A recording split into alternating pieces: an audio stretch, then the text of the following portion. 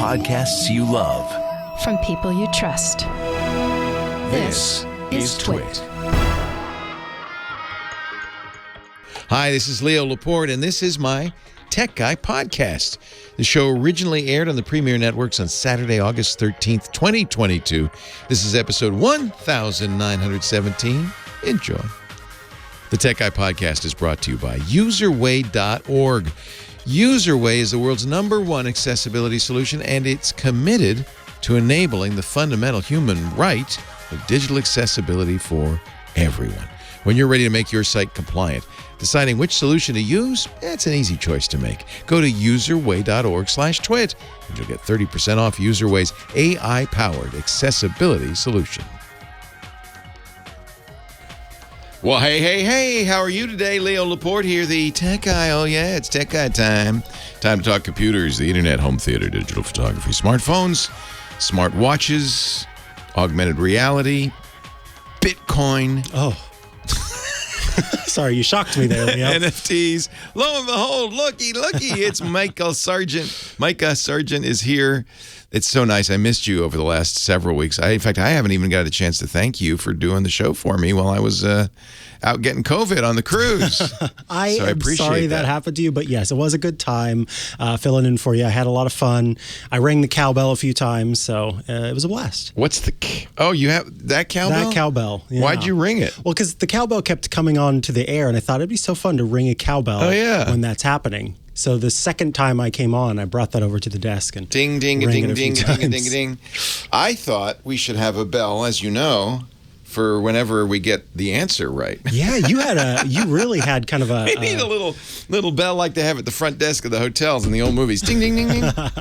But celebrate the answers. Yeah, but then that would highlight how little we get. It's like, are we going to ring the bell? Yeah. No, because it's another HDMI CEC question, which... Oh, Lord. Oof. Hey, happy Left-Handers Day. Is that today? Yeah. What is it, 6%? I don't know, but there's 100% in this room. There is 100% lefties in this room. And my wife's a lefty. So, percent of lefties in the world. I'm pretty sure it's like 6%. Okay, now it's about 10% of the world population is left-handed. Oh, that's interesting. We are vastly outnumbered. Vastly outnumbered. But we're very special. Happy Left-Handers Day to you. And to you. I was thinking after I retire, I might open a left-handers store out there at Pier 39 or something. It would be fun to have one close, because I had a friend who was also left-handed. She used to always go to those left-hander stores when she would take a vacation, and she'd always bring me back something from the lefty store. Honestly. The only thing I do is I mouse. Do you mouse left? I do not. Yeah, my wife mouses right. I guess it's because you sit down at other people's computers and their mouse is on the right, and you just get used to using it. In school? Yeah, we did it with our right hand. Yeah, so we didn't have mice in school. We had abacuses, but I think... good mouse traps, apparently. And very excellent. No mice. So I think that I just kind of, because I was an adult when I first used my first mouse, and I'm a lefty, so I just put it on the left-hand side. Choice. But, you know, a lot of mice are don't like this is a right-handed mouse. I'm using it, but this Dell mouse it's symmetric. You know, it's different on ones. It fits your right hand better than your left hand. That bothers me. That's annoying. Yeah, there are a lot of things like that in the world. Just unconscious rightism. I didn't know Bill Gates was left-handed. Oh, all the best people are. I think honestly, I do remember that lefties tend to be, you know how there's a bell curve of intelligence? You've heard that phrase, the bell curve, where it looks like a Liberty Bell because at the low ends and at the high ends is very shallow, and then it gets higher in the middle, which is the average. The bell curve for intelligence for lefties tends to be more like a bell dip, far more of us at either end of the spectrum, either super bright or not so bright, and less in the middle. Interesting. So I don't know which side you're on, but... I know which side I'm on. No. Have you ever met a person and you knew they were left-handed? Just from their personality? No, but this is a weird thing. I do notice when I'm watching TV or, you know, when Bill Clinton would sign a bill, I go lefty. Obama was a lefty. I go lefty. But you do call it out. I mean, there are only 10% of us. Yeah, it's one of us. Yeah. So I got to warn people, it's happening again, and it's all the time now, and it's just awful. A good friend of mine got a text message saying you bounced a check in Texas and call us, and she did. And Oh, no. Yeah, now she's going to have to go through a bunch of, identity theft precautions and so forth. We are in a really nasty time where there's just almost seems like every day. In fact, let me just open my phone. I was going to say I could show you a couple on my phone. Yeah. That just every day there's a text message that goes, "Hi." Or a lot of times what they do now, which is great, is they say, "Oh, I'm not going to be able to get to work today, so please can you get my shift covered?" And then you, being a nice person, say, "Oh, no, you must have the wrong number because you better tell your work." Here's one. "Hey, Alan, what do you plan to do tomorrow? Go to the movies together? ? That's not from somebody trying to get a hold of Alan. No, it's not. They want to get a hold of you so they can crypto scam you. They seem to be mostly crypto scams these days. I don't know why that is. There are other scams, though. There are more and more of them all the time. Yeah, the one that your friend suffered is even more involved. Yeah, that's a terrible one. And there have been more and more. Well, here's one. If you're a Windows user, first of all, my deepest sympathies. And Microsoft has sent out an emergency patch because there is a bug in one of their tools that if you can get somebody to run the tool, you can then inject anything and take over their computer. And so what this opens up is somebody calling you up. It's called DogWalk. DogWalk. Microsoft urges, my friends, Windows users to patch your Windows for the DogWalk zero-day exploit. Despite previously claiming the DogWalk did not constitute a security issue, Microsoft now says, well, I mean, it's high severity. So it's in the Microsoft Support Diagnostic tool, something you probably never run, and you don't have to worry about it if you don't run it. But imagine, let's say you get one of those pop-ups, we all do, that says, "Oh, this is Microsoft, and we see there's a problem with your Windows. Please contact us immediately. We can help walk you through it." And of course, you call and you say, "Wow, what?" And they say, "Well, we'd like you to run the Microsoft Windows Support Diagnostic tool." That sounds like the kind of thing they would do. But then they say, "Okay, now you have to visit this website or open this document, which I'm going to send you, or file," and then they're in, and it's over, and it affects all Windows versions. Latest client-server releases of Windows 11, Windows Server 2022. They've known about it since January 2020.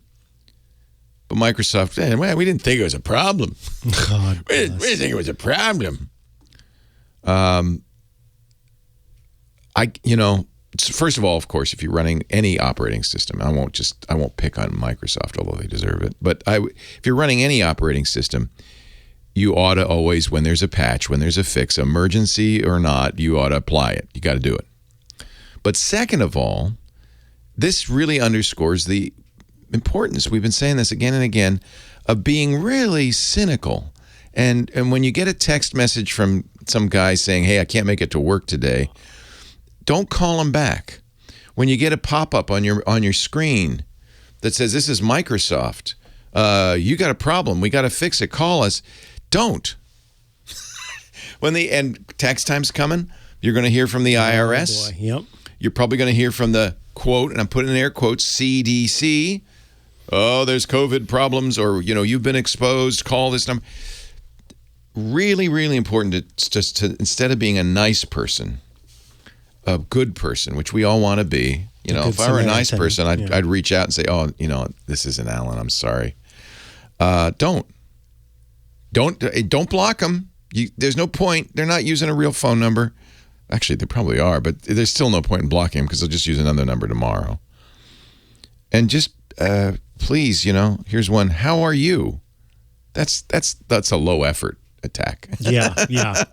I got one the other day. "Hey, Ted, it was so nice meeting you the other day." Perfect.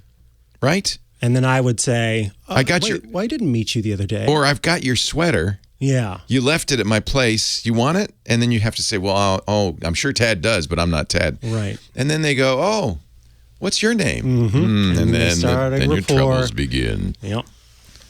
So I feel like every day, every week, we should come on and say, don't be fooled. All of this is just an attempt to scam you.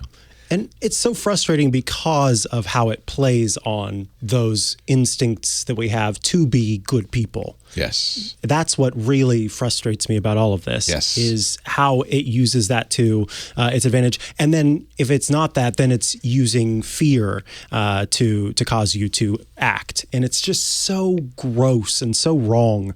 And it's very frustrating. I wish I could just wave my hand and make all of that horrible stuff go away. It's sad that people use our best inclinations to take advantage of us. Exactly. It's really low, and these are low people. I mean, that's, and they're out there. Sad to say, they're out there. So just God, I mean, I hate to tell people, oh, be cynical, be skeptical, be a bad person, but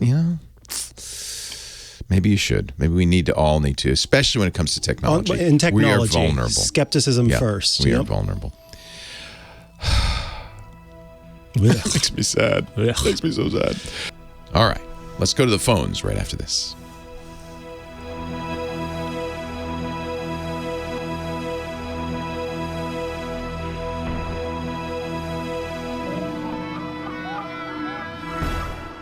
Okay.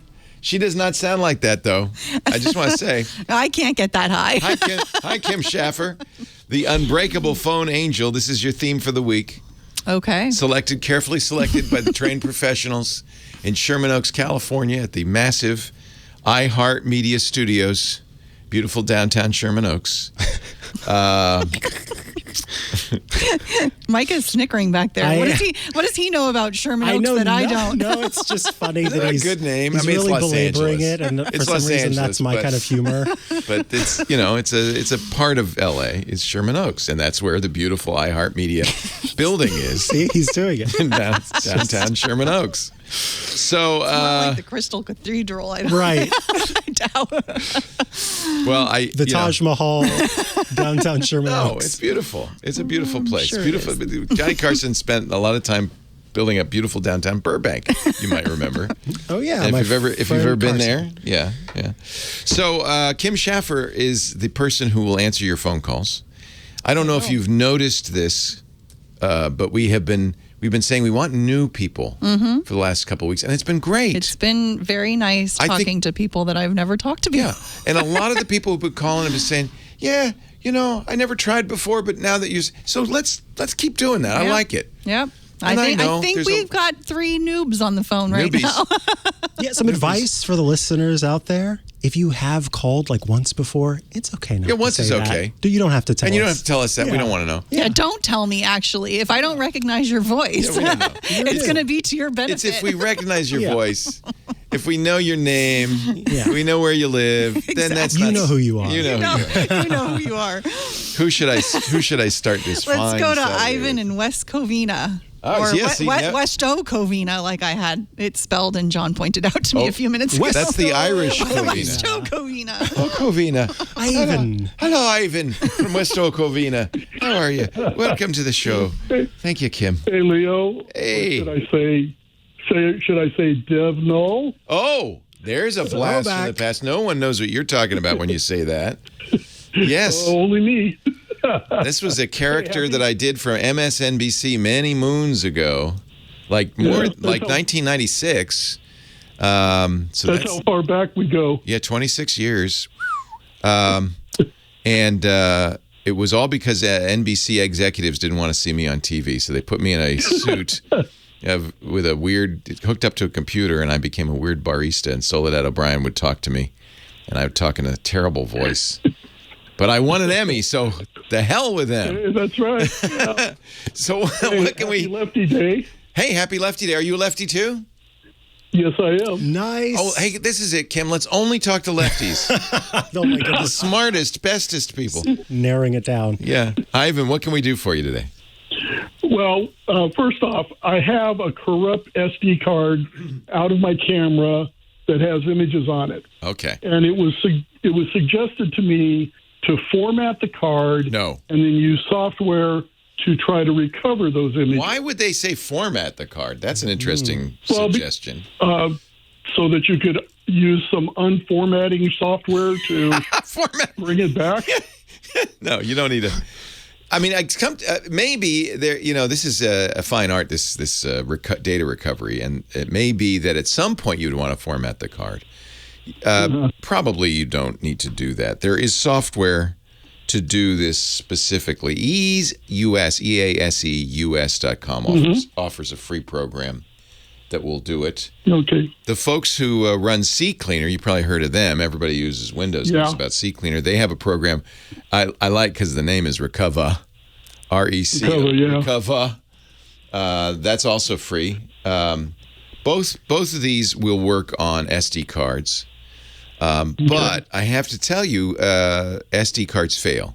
They are. Oh, I know. It's not at all unusual. In fact, many cameras now, the high-end cameras, have 2 cards.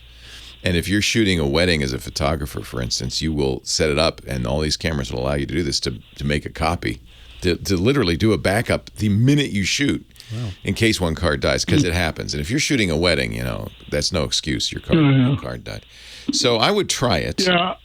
Yeah, I backed up about half of the card the last time I backed up, and then I've shot after that, and I just want to see if there's anything there that there probably is.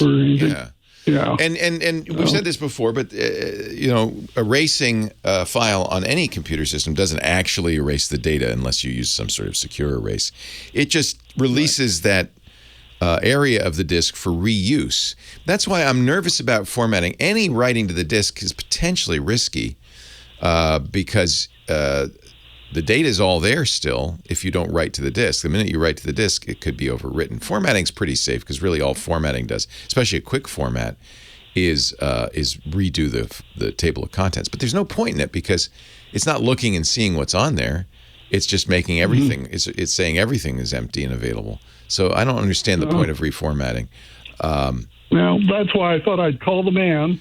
Maybe what they're saying is Micah too. Yeah, maybe the men. Maybe they're saying, and this is perhaps the case, that maybe the card's dead. If you try to format a card that's dead, it won't format, and maybe that would be the signal that it's time to a test basically, not spend any more energy on it. But try Recover or EaseUS. I can't remember the name of their program. I'm sort of kind of these days a fan of EaseUS's stuff. EaseUS.com. Okay. Thanks. Thank you. Thank you. Great to talk to you, Westo Covina. God, here they will. These are your tech guys. Scott Wilkinson coming up. Scotto. Hey, Scott. Hello, Scotty. I just, there was a TikTok the other day where someone was doing actual physical recovery from an SD card. Yeah. They have to, not even an SD card, a micro SD card. They had to, not Dremel, but whatever those devices are that are kind of like Dremels that basically can like cut away plastic by revolving. So it was cutting it away until all the pins were exposed on the inside. Cray. And they put it in the middle of this thing that had all these little arms that came out and touched each individual part of the card. Yeah, and that was because the interface between the memory, contacts basically were broken. Yeah. It was really cool. That actually is great. That's the kind of thing you have to do to become a YouTube celeb. Exactly. Or TikTok. I mean, I've rewatched the video like 4 times. Yeah, you have to go the extra mile. You have to have a thing with arms. Hello, Scotty. Hello, Leo. There it is. There he is. EaseUS data recovery, SD card data recovery software. Scotty, you got a cold? Oh, have you got a cold, have you? No, I'm just in L.A. Oh, there you go. That's the problem. That's why you sound a little different. What are you doing down there? Oh, geez, I'm turning off your mic. Holy moly. You need a cough button. Well, I do. I have one at home, but I don't. I do have one here. I'm using a new headset mic. Let's see. Does that work? Test 1, 2, 3. Oh, he's just coming in on the phone. No, it didn't mute it. That's hysterical. Now you're muted. No, you're not saying anything. It's okay. Now I'm unmuted. Yeah, there you go. That muted it. Okay. After the test 1, 2, 3, that whatever you did. That's fine. Don't worry about it. Don't mute it. It's fine. All right. I'll be careful. Anyway, I'm here for my 50th high school reunion. Oh my God. Oh my God. My 50th is next year, but I'd be going to Santa Cruz for that. You will. Well, I hope you come visit, or I'll come visit you. I'm not going to my 50th high school reunion. No. Are you kidding me? Are you kidding? I still have friends from high school, man. That's awesome. Well, let me think who would be there. Not my first girlfriend, because she was a year ahead of me. Not yet. People I remember from that time. I don't know. There are probably 5 or 6 people who are going to be here. I just don't want them to say, Leo, you look so old and fat. Yeah, but they all look old and fat, too. Oh, that's true. They all do. Yeah. And if they say, if anyone says that to me, I'll say, hey, right back at you, bud. Back at you, but do you have fond memories of high school? Because I think that's the other, do. That's the other problem. I do. Okay. Yeah, many people don't. Many do not. Yes. I actually have fond memories of high school. So, to tell you the truth, it happened to coincide with I'm getting a dental implant as well, and it coincided with that. So I said, okay, I'll come. And I'm doing it down here because I like my periodontist down here. Nice. Okay, good. Yeah. The silliest song ever. What is hip? And that's Mr. Scott Wilkinson, home theater geek. He is hip. And, of course, he is the star of his very own YouTube show at youtube.com/AVS Forum. Mr. Wilkinson, a good day to you, sir. Mr. Laporte. So we had Nice last week the results of the Value Electronics Shootout, which is the, kind of the, I think it's the crown jewel, isn't it, in TV testing? It is. It is. It really is. It's been going on for almost 20 years. And they deal with flat panel TVs. Yeah. Right? So, and we talked last week about how the new technology, QD OLED, won the day. Big winner. Big winner. Yep. Big winner. Big winner. Chicken dinner. Well, the week following, there was another shootout for ultra short throw, or UST projectors. Oh, I have one of those, don't I? You do. You have one from Hisense. It's now quite a few years old. Sorry. But we watched the Niners game yesterday on it. We had a lot of people. It's great for football because it's a and 100-inch screen. You have to use a special screen because the projector is right in front of it, and so the screen has to be able to. The light shoots up at a really steep angle, and it has to be reflected out into the room. Right. But I think it's a very nice. Yeah, I mean they've gotten better and better since, but I think it still looks great. It's it's got 2 lasers, not 3, and that kind of thing. Correct. But, Yep. What organization did this shootout? It's a website called projectorscreen.com, and it's primarily a sales site. They sell projectors and screens, but it was put on in conjunction with another site called projectorcentral.com, which is a review site. So they did this together, and they did a very similar thing to Value Electronics, where they lined up a bunch of UST projectors on the same screen, playing the same material, using actually some of the same hardware that was used at Value Electronics to make sure that all the projectors got the same signal. And they were all calibrated and put on a level playing field, again, like Value Electronics. And there were several judges there, 6 judges, I think, who were looking at the same sorts of picture quality characteristics, like flesh tones, skin tones, natural, color volume, shadow and black detail, and that sort of stuff. So, and they looked at it in 3 different ways. They looked at it with the lights on, as you would, like you did probably with your football game. You have the lights on, you got people over, it's a football party, whatever. Yeah. And UST projectors are good for that because the screens, in addition to reflecting the light in a special way, also reject ambient light. Oh, that's interesting. I didn't thought about that, but yeah, it's in a great room where we can't control the light very well, and it was a day-ish game. The sun hadn't gone down, so yeah, but it looked great. Right. It did look better as it got darker, but it did look fine. It was usable. Let's put it. It was usable, exactly. With a regular screen and a regular projector, that would be so washed out, you could hardly even see anything. Right. So they did it in a bright room. They did it in a dark room, both with standard dynamic range material, and then they did it in a dark room with high dynamic range material. And as we know, projectors don't do high dynamic range as well as flat panels because they can't get as bright, not nearly as bright. So that they're more challenged in that way than flat panels. Still in all, they they put these projectors up. They've divided them into two groups: the ones with a single laser and ones with three lasers, a red, a green, and a blue laser. Yours has two, and it derives the third color with a phosphor, I believe. In any event, so I don't notice the difference, but yeah, it did. I mean, it was sad when the third laser version came out. Came out like the year after you got yours, right? Yeah, the very next right. year. Yeah. Right. So in the triple laser category, the winner was a big surprise for everybody. Yeah. It was a brand that I've never heard of and nobody had heard of, called Formovie, Formovie. That's the name of the company. It's a Chinese company, and the projector model is the Theater. So it's the Formovie Theater. And it's less expensive than a lot of the other ones on the list. It's the least expensive of the whole lot. Oh, that's I love hysterical. That. I love that. Yep. Not only that, it's the only projector I know of, and I was shocked to learn this, that supports Dolby Vision, high dynamic range. Interesting, which is what you want, right?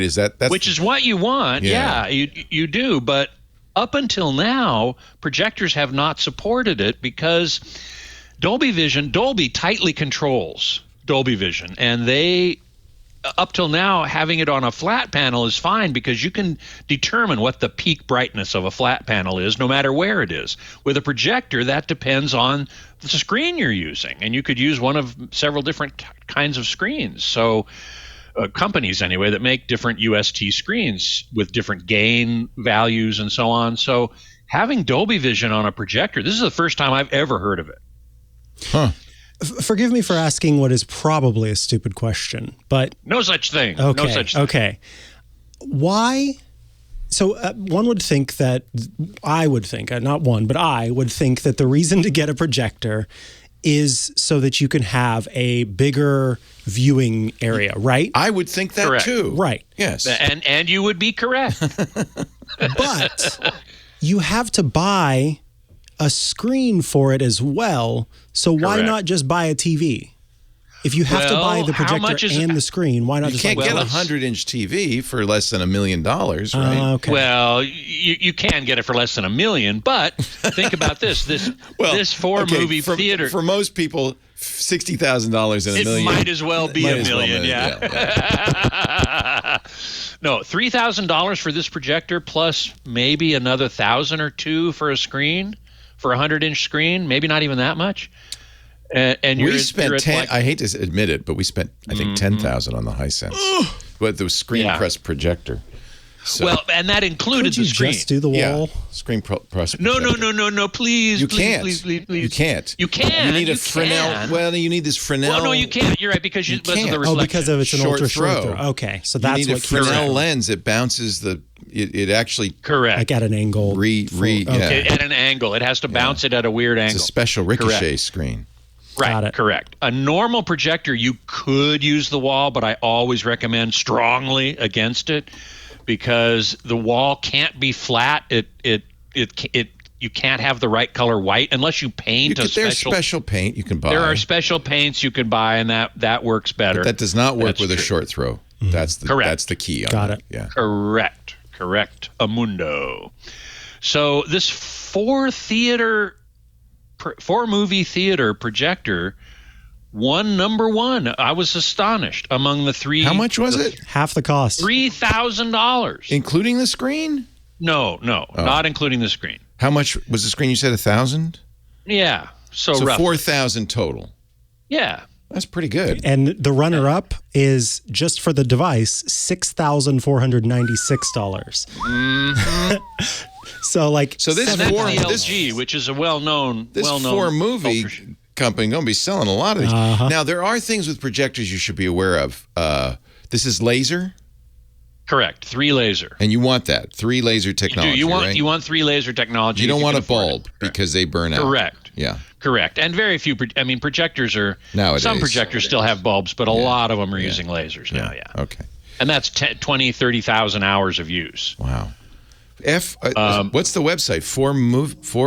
No, Formovie, I guess. Right. I don't know. We'll find it. We'll anyway, put it go in the to show notes. projectorscreen.com. Oh, yeah. Actually, read the review. Yeah. That's what Yeah, exactly. Scott Wilkinson. Thank you. Leo Laporte, Micah Sargent. More calls right after this. Wow. Formovie. Who are they? Heard of them before? Never heard of them. That's actually The only thing amazing. you can't test at a shootout is how long the product will last. Right. It might be a crappy Correct. product. It might be. Correct. It might be. It might be. That is true. I mean, the build quality, how good can it be? It's the least expensive projector in the whole shootout. How good could it be? Yeah, how long will it last? I mean, That's it was what I would like good. to know, yeah. Yes, it looked great. The judges all, thought it ended up being number one, the pick of the bunch. But how long will it last? Oh, it's Even a got regular review can't tell. speckle elimination technology. Well, you don't want speckles. I don't The even last know what thing that you is, want is but- speckles. Okay, well that has to do with the fact that it's lasers. When you use laser illumination, you can get an effect, an artifact on the screen called speckle. Oh. Which is little tiny, looks like speckles. Wait a minute. Formovie, their speakers are Bowers and Wilkins? Are they really? I didn't. Wait a minute. I'm just looking. I should never just look at the chat room and assume that they're talking about the same thing. And a we lot are. of these ultra short throw projectors do have built-in sound bars. Yeah, that's not unusual, right? That's not unusual at all. And in this projector shootout, they were not taken into account. Right. Mine does was as well, just but I never image use quality. it because I always, Right. Yeah. Right, Wow. exactly. Yeah, the Formovie has Dolby Atmos sound provided by Bowers and Wilkins. That's pretty amazing. because that's the premier brand. That's a in premier speakers. British brand. Yeah. Absolutely. My Absolutely. word. My word. Wow. So yeah. Now it says here that it's lag time. It's not really a game. Oh, wait a minute. Display. Twisted Mister says Samsung has the rights to use the B&W name, so it's probably Harman speakers or something like that. Well, Harman is owned by Samsung. Right. So they have the B&W rights. Far-field voice with Google Smart Home that can be controlled hands-free. Wow. Maybe I should. So here's the question: should I replace the Hisense with the Formovie? Well, Let me be the grime of worm tongue here. You know why? Because you would get the Hisense. That's why you're saying that. I know why you say that. There's no room in my house for a screen. It would ruin your house. It's huge. Yeah. If I could just project it on a wall, I would beg you for it. But I can't. I don't have a way to do short throw. But this is why this is better, because you don't have to find a place for the projector. The projector goes where the TV goes. it goes right up very near the wall. So Otherwise, Do they you've make gotta- screens that don't have to have like a pole underneath There's them? no pole. It's mounted on the wall. No, you mount it on the wall. Oh, okay. Well, that changes In everything. fact, you don't You want mount a the pole screen on the wall. because it can't. The screen and the relationship between the projector and the screen is very precise. You can't move either one. What do you do? Can you dust it, or will that ruin You can things? dust it, but you can't wipe. Oh, you have to be really careful. I would air dust it. Really. I like to throw tomato sauce around my house, do so I that. should probably. I'd have to stop doing No, I that. can't. And mine's been nudged a few times, and so it starts. Yeah. How do you pack it away? You don't pack it away. You have to. You don't. We had to Well, have you three do people very came carefully, over. yeah. Anthony, It comes full? Nielsen, and a couple other people came over to adjust comes it. rolled up. Okay, so it can roll. Yeah, but It can. it gets mounted on the But wall. you should- It's yeah, fabric, okay. but it has a frame, and then you mount it. The and then it has 100-inch screen that was used in this shootout is $1,400 from projectorscreen.com. I am waiting for the micro LED screen. Well, From which yes. company? Any? Nobody. Sony, Nobody sells it Samsung, LG, several of them do. But those are in the $1 million range. Now, that's what I'm saying. Oh, I see. I'm not going to replace it to then. You want to stick around for the top, Scott?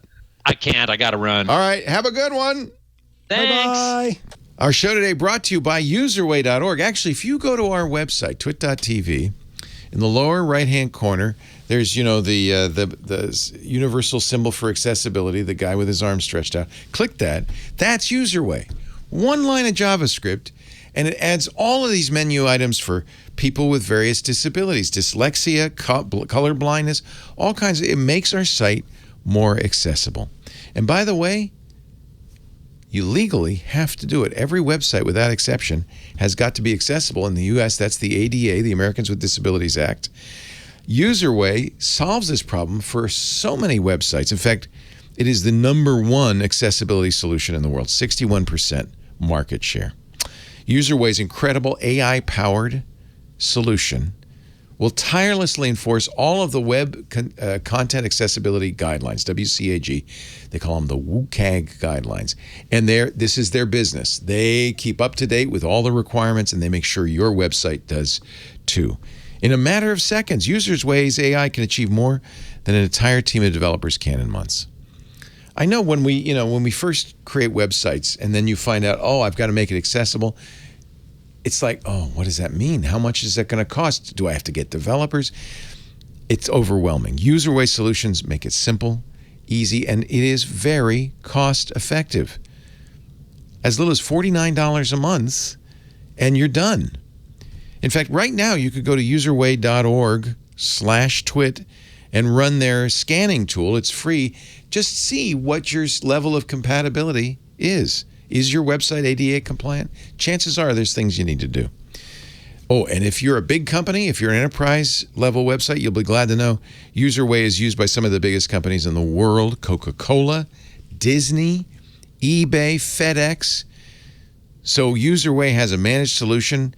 Their team will handle everything for you, and you could bet those big sites, that's exactly what they do. What I love is that UserWay's big enterprise tool is now available to every website for a very affordable price. UserWay's AI and machine learning solutions power accessibility now for over 1 million websites. You can get started today, as I said, $49 a month on the monthly plan. You can go for less. In fact, I've got a discount for you if you keep listening. Make your company ADA compliant. And you know what? It's not just, in fact, I hate to even say that it's a legal requirement, because really it's just the right thing to do. And wouldn't you want the largest possible number of people to use your services, right? There are 1 billion people in the world with disabilities. Why would you lock any of them out? That's 13% of the population, potential customers. And if you're not compliant, many of them will just say, well, can't do it, not going to do it, going to go to your competitor. And then there's, of course, the whole issue of fines and so forth. I don't want to belabor that, because you want to do the right thing. I know you do. It's the leading accessibility solution in the market today. They've been doing this for a long time, so they really are on the cutting edge, creating innovative accessibility technologies that push the envelope of what's possible with AI. For instance, they have computer vision. So one of the things, I think you probably know this, everybody does, that you have to do to make your site accessible is have alt tags for the images. Well, UserWay does it automatically using computer vision. Now, they'll also give you a list of all the changes they make and let you modify that. So if it says, oh, that's the Golden Gate Bridge, you can add, with a bicyclist going over it, riding our fine electric bike, you can add text, but you get that first step, and that makes a big difference. It'll auto-generate image alts. It writes the descriptions for you. It remediates complex nav menus, ensures that pop-ups are accessible. A lot of this just makes your site better for everybody, frankly. Fixes vague link violations, fixes broken links. Make sure your site uses accessible colors, but remaining true to your brand. And you'll get a detailed report of everything it's done, so you know exactly what's happening. It works with everybody: WordPress, Shopify, Wix, Sitecore, SharePoint. In fact, in many cases, they've got plugins that make it very easy. It's just one line. And for us, it was just one line of JavaScript on our hand-rolled site. Let UserWay help your business meet its compliance goals and improve the experience for your users. Just ask the voice of Siri, Susan Bennett. She has a message about UserWay. Hi, I'm Susan Bennett, the original voice of Siri. You won't hear me say something like this too often. I'm sorry, I don't understand what you're looking for. But every day, that's what the internet is like for millions of people with disabilities. UserWay fixes all of that with just one line of code. UserWay. Remember that name. It can make any website fully accessible, ADA compliant. With UserWay, everyone who visits the site can browse seamlessly, customize it to fit their needs. It's also a great way to showcase your brand's commitment to millions of people with disabilities. And I know you want to do that. Go to userway.org/twit, 30% off, which really makes it a deal. UserWay's AI-powered accessibility solution. Book a short call, talk to them, find out what they can do for you. Get their accessibility guide. All of that at userway.org/twit. UserWay, making the internet accessible for everyone. Bravo, UserWay. UserWay.org/twit. Visit them today. Thank you, UserWay, for supporting the Tech Guy podcast. I really appreciate that. You guys are fantastic. Now back to the show. Leo Laporte, Micah Sargent, your tech guys. Phone number 8888-ASK.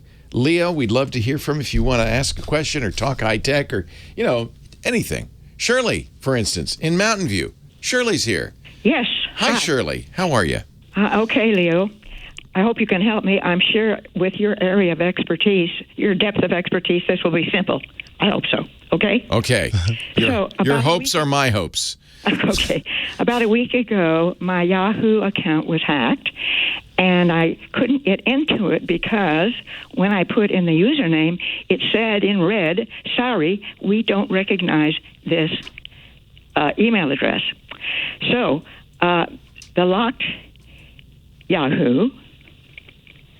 Yeah. Hello? Yes? Excuse me. The locked Yahoo account gives me the option to choose a new username. If I do choose a new username, will my information, that is to say my contacts and my files, be automatically given to that new username? Oh, this is very interesting. That's the first question. So you go to your login window. Yeah. And you put in what you believe to be, it's your Yahoo email, right? Your username. I put in my Yahoo email. So it's shirley@yahoo.com, something like that. Yes. And it says, don't recognize that name. It says, I'm sorry, we don't recognize this as an email address.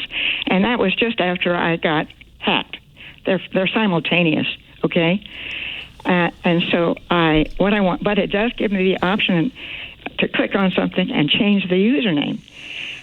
I didn't want to do that because I didn't know what that might mean, because what I'm concerned about is getting all my information and my contacts. Okay, so that's the first part. No, I understand your question, but I'm trying to figure out why it doesn't recognize your email name. Well, you see, the thing is, I've had this account for years, and a couple of times I've been hacked, and all I have to do is choose a new password. So I thought the same thing would happen here. But no, it's not the password. Yeah, no, and I don't think it's related to hacking. You for some reason, Yahoo has decided that your normal login is no longer valid. Yeah, but hackers don't change that. Hackers don't change that because the whole point of hacking email is to get your email. So they don't change. So they don't change that, and I don't think they can change that. So now I'm thinking that what really happened was that Yahoo killed your account. But in why? which case, creating it. Well, I don't know why. I mean, why would they? Why? Because Yahoo is now owned by Verizon, and they hate the world. I don't know why. What's funny is I'm starting to see ads for Yahoo again, as if Yahoo exists. Yahoo has been sold 2 times since you created that account. I don't really know what's happening here because it's very suspicious. It's very suspicious. This does not sound right. And by the way, Yahoo in the past has it could be that somebody doesn't like you and then just deleted the account. Okay, could I add the rest of the story? Yeah. Okay, so I also opened a Gmail account because for recovery, and I talked on the phone endlessly with the Yahoo people, and they said that they would send me a link so that I could chat with somebody online. They did that. So I clicked on the link, and it's impossible to get through. There are always 10,000 people waiting. So it was very, very frustrating. Yeah. However, this is what I would like to know, because I understand that Yahoo gets hacked a lot. So should I just give up on Yahoo? Well, yes. Ultimately, you should. Should I just give up on Yahoo? Because trying to get help online is impossible. Yeah. I spent hours. Yeah, free email is worth every penny you pay for it. Yeah, exactly. Okay, so what I should wonder is, since I spent hours trying to get through, should I just give up on it and go to the Gmail account as my regular account? Well, by the way, that's also free email and has equally stellar support. In other words, none. Well, I was told that I was told it was better at Google. Well, it is better. Yahoo is kind of old. By the way, 10% Verizon, now 90% by an equity fund, Apollo Global Management. And of course, you can bet they care about your account. You might try this thing. Look, at this point, it's likely that whatever mail was there is gone. But if they say, "Would you like to try a new name?" Try it. It's possible. I don't know what's going on here, but if that's somehow tied to your account, it's possible that then you will be able to log in and see your stuff. I think it's highly unlikely. I think that account's gone, is what I think. do too. Yeah. So, therefore, my question is, how do I transfer my contacts and my files from the locked Yahoo account? You don't. It's gone. To the new Google account. You don't. It's gone. Wait a minute. I thought there was a way you could. I thought there was something called ASEAN or something. I don't know what the name is. That will transfer everything from one email account. It would if you could get into it, but you can't get into it. So in order to do that transfer, it has to be able to log into that account. It has to be able to get the data, and you no longer have access to that data. So the real thing that's worth trying, if you care, is somehow getting to this Yahoo account, which may mean calling support. One thing you could try, somebody suggesting this chat room is kind of interesting, is create a new Yahoo account with your old email address and see if it lets you. One thing that Yahoo does, and I don't like it, but they do it, is after an account is unused for a period of time, it releases that account. It releases it so somebody else can use that account. And that is a bad thing to do because, what if you... But it sounds like you used to log in regularly, right? When was the last time you were able to log in? Well, the thing is, I don't actually have a computer in my apartment, but in our apartment complex, there is a computer lab. So I use that, and I don't go on very often. Yeah. I'm wondering if Yahoo... Because, when you get owned by an equity fund... Yeah. It's all about money. And you aren't paying for a Yahoo account, I'm thinking, right? They do have paid accounts, but you weren't paying for your Yahoo Mail, right? So I don't pay for it, but I understand that you can get something called Yahoo Plus or something like that. They do have a paid version, which is certainly going to be better because at least this evil equity fund is making some money off of you. I could totally see Apollo Global Management, some bean counter there saying, "What are all these free accounts? Dump them." Yeah. I don't know what happened. Your account is your email. If it does not recognize that, and make sure caps lock is off, on that machine, that, you really are entering it correctly. In fact, type it into Notepad or something, make sure it looks right, and then paste it in. You really want to make sure you're using the exact right account. Yeah, no, I've done it on several computers now. Okay. Shirley, there is one thing I would try too. I have an old Yahoo account, and I went to my Yahoo login, and assumedly what you do is you type in shirley@yahoo.com or whatever it is. Yes. Instead of putting the @yahoo.com part at the end, leave that off. Yeah, just put in the name on its own and your password and see if you can get in, because it's just a suggestion to see if that might sort of I've jog already something tried through. that. You did try that? Okay. I've done it both ways, and it doesn't work. That's unfortunate. But what I want to do is get my information. I don't blame you. And you're saying, I'm trying to clarify what you said.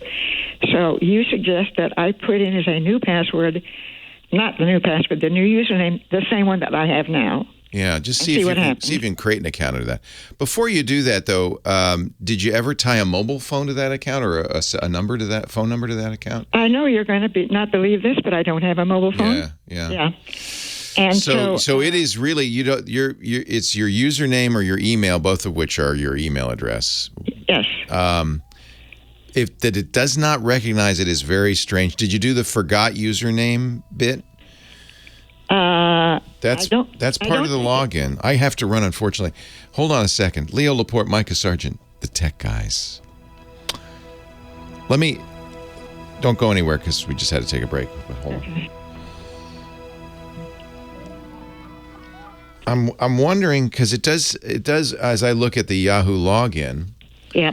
It does say forgot your username. I don't know what good that's going to do, but maybe it's going to. I think that's what I'm talking about. There was a little box there that's just something about the username. Yeah.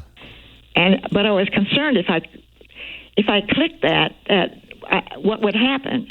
Whether I then would obliterate. No. It's going to try. This is an account recovery process. But unfortunately, I'm looking at this. Let's get you into your account. Tell us one of the following to get started.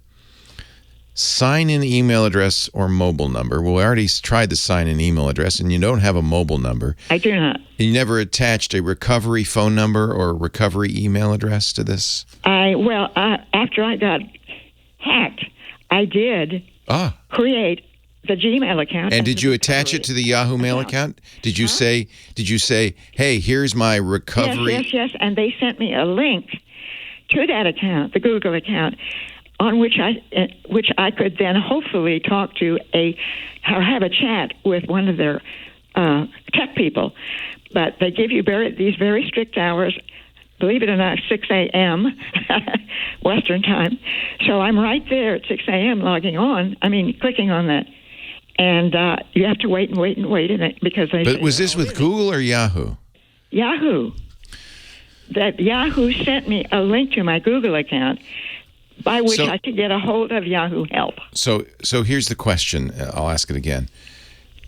You are able, when you have a Yahoo email account, to attach for this very purpose either a phone number or another email address, not a Yahoo address, but another email address to the account for recovery purposes. But I didn't do that until after I was. I didn't have another account.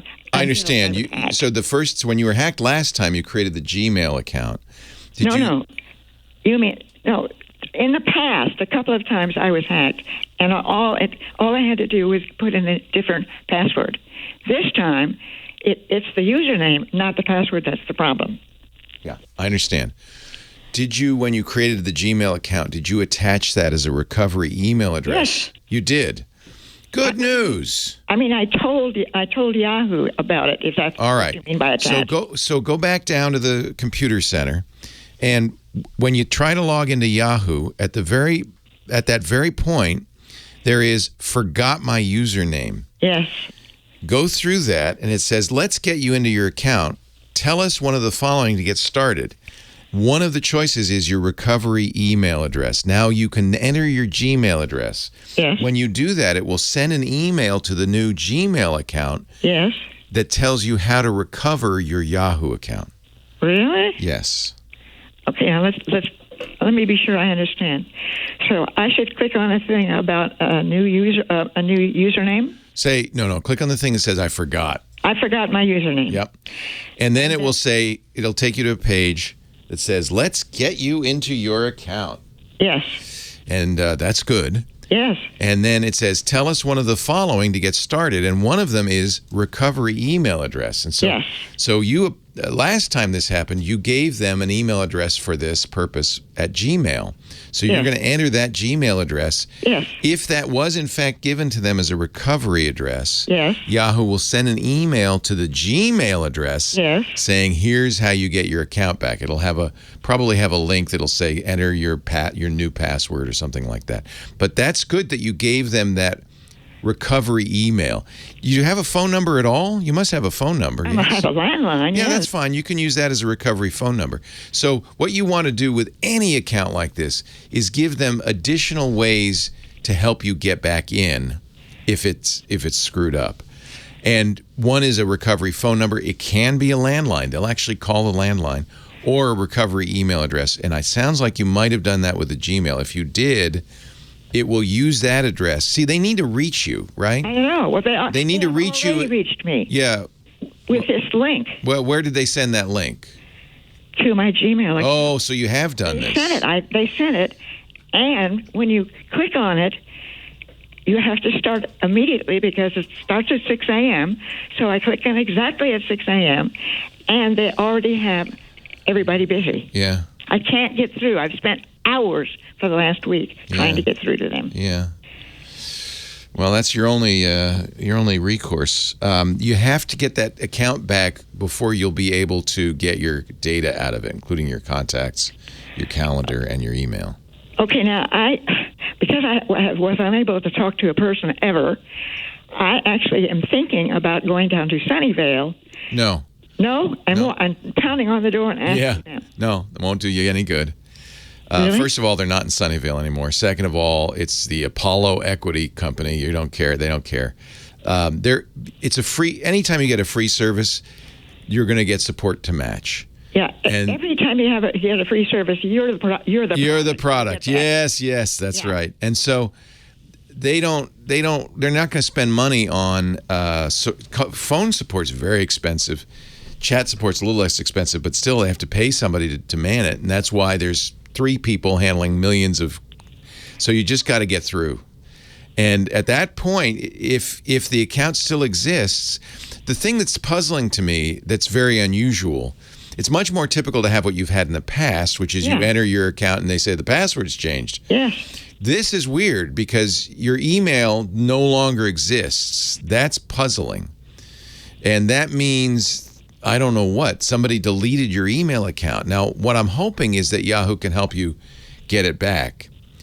But if they can't, then all that data is lost. Oh, God. I know, I'm sorry. But you really, that's the method that you just described, which is you give them your Gmail address, they send you a link. See if there's any other way you can contact them. I've tried every possible thing. I've called. I've called four different 800 numbers. Yeah. And talked to 4 different people, women from the Philippines. Right. The cheapest possible phone support. And what do they say to you? And then she goes and she chats with a tech person, and then she gets back to me. But they all have different answers, and none of them work. No. Yeah. I mean, I've literally spent hours. How important to you is this data that is in that? It's terribly important. It's all of my friends and the businesses I communicate with. It's all the data that I have. It's on that. I'm so sorry. And I don't have it otherwise. Yeah, I'm so sorry. All you can do is hope and pray that you will eventually get somebody who can help you. I can't. I've given up. Already spent. Well, then if that's the case, you're out of luck because that's where the data lives, and if you can't get into it, there's no third party that can get you into it. You have to get them to let you in. It sounds like they're terrible, and I agree. But without their help, there's no hope. There's no program you can run or anything. It's you got to be able to get into that account to get the data back. So you're suggesting, going back to what you said before, that when they said that when they give me the opportunity to select another. Well, it sounds like you actually did that. You gave them the Gmail account. They send you a link. That's where they say 6 a.m. because they want to work in Philippines time. That's what you're doing. You're doing the thing I said to do. So I should not put anything in as a new username for you. No, that's not going to help because, well, I mean, you can look at this point. I'd try everything they give you, right? What else can you do? Well, this is the thing. What I was afraid of is I put it in a new username, then that will obliterate the first. It won't obliterate. It'll just create a new account, which won't have the data. But maybe I don't understand their system, honestly. Okay. So maybe it's worth a try. You've given up support for them. Yeah, I mean, I spent probably 40 hours online, not on the phone, and I spent at least 10 hours on. So you should get what you should get. They're telling me when you give them that Gmail address in that I forgot my username is not a link to chat, but a link to. I have to run, unfortunately, but a link to recovery. So there should be a link that you would follow that would then let you enter new information. That's what you want. I'm sorry, that's all I have time to do because we got to come back. Well, hey, how are you today, Leo Laporte, Micah Sargent, your tech guys, 2 on the radio to help you with your problems. 8888 Ask Leo. We were talking with Shirley. I spent another 10 minutes with Shirley trying to figure out what happens. Let me use poor Shirley as an example and tell you, she told me that everything, all her friends' email and phone numbers, everything is in that Yahoo account, which she's now lost. She has no other copy of it. So there are a couple of lessons so important. When you're using a free service, don't expect support. Yeah. Every support phone call costs $20-$30. You've given them no money. Where's that money going to come from? The $20 or $30? The advertising revenue they make on you, $10, $20 a year? No. So there's no incentive for them. That's why you get phone support people who really don't know what they're doing. They have a notebook in front of them. They don't even understand what they're telling you. Literally. Yeah. Yeah. They're just reading off a page or checking a box on a computer, and they can't help you, obviously. And that's what you get. That's free support. So I've said this before. If you care about email, it's worth paying for it. Whether it's, Yahoo has a premium email. I think Yahoo, honestly, like AOL, I know you've been there years and years and years. Just go time to move on to somebody. That's why Gmail would be better, even though it's still free. At least Google still has a company. I'm not super shamey about things, but my friends who have, mentioned they have a Yahoo account, I will shame my friends for that. Well, you're doing them a favor. Yeah, exactly. Get off the AOL account. Get off the Yahoo account. You have to. And ideally, you'd pay for email. I pay for email. Yeah. It's not cheap. You and I both. Fastmail, right? Yeah, but then you have somebody to call. And because you're a customer, they'll more likely help you. The other thing that's really important is never trust any one system for vital information. You must always have multiple copies. If at worst case you download it and print it out, or you copy it to your phone, or you put it somewhere, having a single copy of anything. And really, it's not your fault. Surely the problem is that the modern times made you a promise which they could not keep. What advice do we give somebody who doesn't have a computer of their own? Especially, I think what you mentioned earlier, printing it out is one option. If you can, if the computer lab has a printer, writing it down, put it in a. Unfortunately, I think and I take some blame for this. We've sold everybody a bill of goods about the digital era, that somehow this is going to be better than pen and paper. Life is changing. And in many ways, it is. Mm-hmm. But along with that comes a requirement that you, I think, have, and we talked at the beginning of the show about hacks and people taking advantage of you. You're now entering a whole new world that you know nothing about. And it's as if, we've said, hey, life inside the zoo is going to be great, and forgot to say, but don't go in the lion's cage. Yeah. There's so much additional stuff that comes along with this digital era. And for most of us, it's mysterious, unknown, and we get into trouble. And so many people are getting into trouble. Smart people, it's not a question of intelligence. Exactly. Not at all. It's a question of information. And frankly, the digital era is about 1,000 times more complex. Shirley probably had a phone book at one time. Mm-hmm. I remember my grandma used to have. I used to love it. Yeah, my great-granddad did. Was it okay? Now tell me, it was a metal thing and had a slider, and you'd put it on the letter, and you'd press a button, it would open to that letter. Oh, was that fancy? Wow. I remember when I was a kid.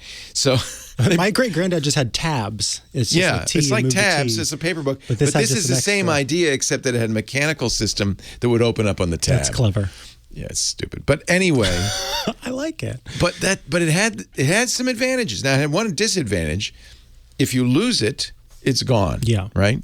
And so that's kind of the analogy to the digital world. If you lose access to that account, yes, think of it the same way. Yeah, you need to have your fireproof chest that you have. A copy somewhere, so that you can if the worst happens, and the worst will happen when it comes to digital technology, let me tell you, they still sell them. I'm looking on Amazon. It's called the the Home X Retro Style Flip Open A to Z Address Book, $13. Wow. Man. Or the classic Flip Open A to Z Phone Directory. They still make them. It's not a flip phone. It's an address book. And this is a good. Everybody out there who is listening right now, we are talking to you. you should. Yes. If you have not backed up your data somewhere, if you have not found another way to make a copy of things, we're not saying you need to buy the Home X Retro Style Flip Open AZ address book. Oh, not a bad idea. Not a bad idea. But you should go after listening to the show and make sure that your stuff is at least one other place. At least one other place. Yeah. And writing it down is fine. In fact, maybe better. I have in my, I've mentioned this before, I have in my drawer a piece of paper that says, in the case of my death or incapacitation. And in it is the passwords, the links, the logins, all that stuff. And it's on a piece of paper written down because, pieces of paper survive. I've got a drawer in which there are different printed out items that say, here's the password to my one password, here's this, here's that. In the event that I were to you need that. Go away. I'm glad to hear you as a young guy. Even as a young, I am on death's door, so it's understandable. But you, as a young person, do that. That's so smart. You don't have to be old to confront your mortality. That's all I'm saying. Kim is asking, which drawer of the desk is that? Kim, I plead the fifth on the grounds that you might incriminate me. That's okay. We'll send in the FBI. We can find anything. James on the line, Compton, California. Hi, James. Leo and Micah, your tech guys. James? Hello, James. James is getting closing that drawer that's got his passwords hidden in it. Come to the phone, my beamish boy. Hello, James. I can hear him rattling. Like he put down the phone because we kept him on hold, and now he's just kind of wandering around the office, sadly. Soon I'll pick up the phone and hear that we're still not on yet. Do you think I should shout? Try it. James! Thank you. It worked. How's it going? Hello, James. What can we do for you? Leo and Micah, your tech guys. We're great. How are you? Doing great. Just working as usual. Hey, we're all working. Although, this isn't exactly, a tough job, but we're working. What can we do for you? Well, the thing is, I'm shopping for a digital camera. Oh, how nice. Yes. Thank you. And I'm kind of an old school. I still have a Canon T90. Love that. Yeah. And, oh, man, I know I'm not going to get much for that, but I have no intention of selling it. But you want to get something a little more modern. Is that right? Well, the old camera, you see, the image up here upside down, they're still around. So, wait, why shouldn't I keep mine too? Yeah. Now, does your T9, did you get any additional lenses for it, or you just used the lens that came with it? I think I bought like a 200 millimeter lens for it. Okay. So you might want a camera that can use that lens, huh? I could still use it in certain cameras? Yeah. Canon, as far as I know, has not changed the lens mount. Let me see. Which model you said? It was an EOS, right? T90. The T90. T90. Yes. It's in the Canon Camera Museum. Oh, my. I kind of know that, too. It's from 1986. They might have changed the lens mount. That'd be interesting to see if they have, because if they have, then you can't use the lens. Let's get. Do you want interchangeable lenses, or do you care? Well, maybe. See, the thing is, right now, the way my job is set up right now, we have to take pictures and then attach them, with different things, document. I mean, I'll be honest. The whole business has changed dramatically thanks to camera phones. Mm-hmm. Many people, and I hate to say it, but I might even include myself in this, no longer carry our cameras around because camera phones are so good that, do you have a smartphone? I have a smartphone. It's honestly better than the T90. I hate to tell you. No, I can move that just a little bit. It's probably better than many of the Canon point and shoots that were sold for so long. The big difference will be zoom. The high-end modern camera phones usually have 2 or 3 lenses, one of which is a zoom lens. But they don't have the same degree of zoom. They don't have the same control. So probably for the pictures at work, a smartphone would be fine. Any smartphone would be fine. Yeah. So what do you spend money because I have a Samsung. I think I had 20S. I think, and then something happened. The to S20 is excellent. 20E or something like that. Yeah, that's excellent. Or you can get the new one is the S22. They just introduced a couple of folding phones. I don't recommend those. Those are overpriced for what you get. But almost any Samsung, late model Samsung phone is going to have a very good camera. The S20 had a zoom as well as a wide angle. Honestly, I think unless you need a lot more control than most people do, the ability, for instance, to manually set the focal length or to change the exposure so that it's darker or brighter, and even those things you can do with a camera phone. Unless you're a real artist, I think you probably just continue to invest in your camera phone. Because honestly, so you said the S20 broke. What do you use right now? Right now, the phone, I think it's Samsung S20E or 20D, but I had a 20S, and I think I accidentally ran over the. Well, what's your? My wheels, car wheel rolled over it and then cracked. Oh no! Well, that's probably the end of that. Yeah, if you drove on it, usually phones don't survive that. But so what do you? But what do you use day to day for your smartphone these days? You're using a Samsung. I think right now I'm using the Samsung. I think S20. That's a very 20D, something like that. Maybe the FE, the fan edition, the S20 FE, maybe.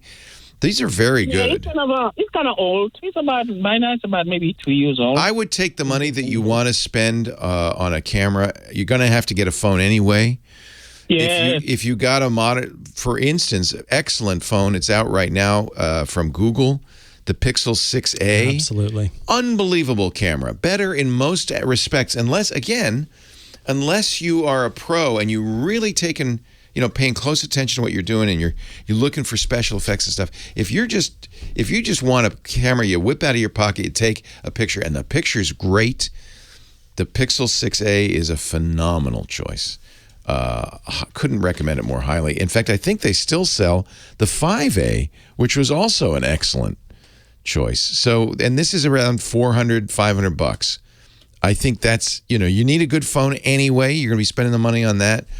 I would try that before you go crazy buying a standalone camera. By the way, that's why this market is dying.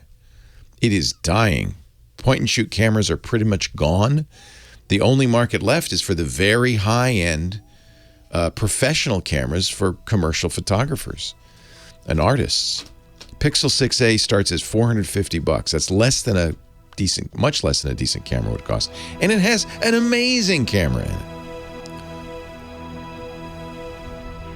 Yeah, I think the 6A would be as good as almost any camera Absolutely. You would buy these days, an EOS Rebel or, if Canon still I suppose they do the G9 and something like that. But, you're going to spend $1,000 for a point and shoot, It doesn't make sense. Not these days. It's sad. I think we've actually hit that cliff. Yeah, and if you need a 200 millimeter lens, which he had, if you're shooting tigers, and you don't want to get too close, okay. But I have to say, the Samsung S22 zoom, pretty good. Amazing. Really, amazing.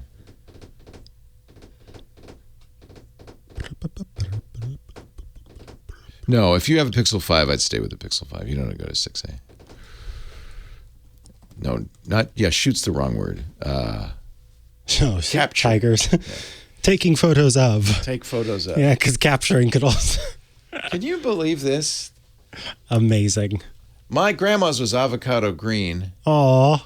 And it had the slider on the outside, but it's the same idea. And it's just a tabbed directory. See, right. This thing is just a mechanical tab holder.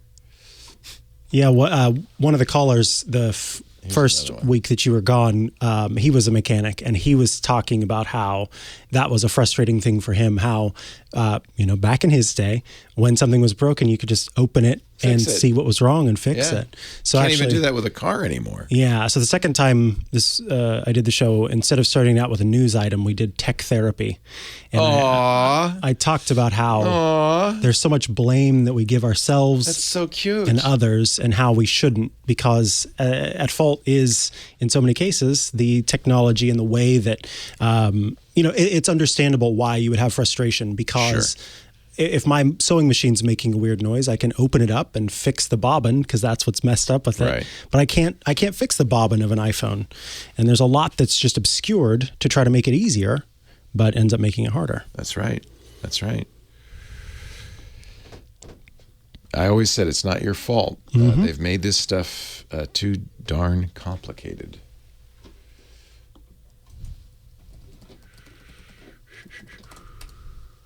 How hot is it down there, Laura, in the Sherman Oaks iHeartMedia building? Beautiful downtown. It is so hot, she says. So hot.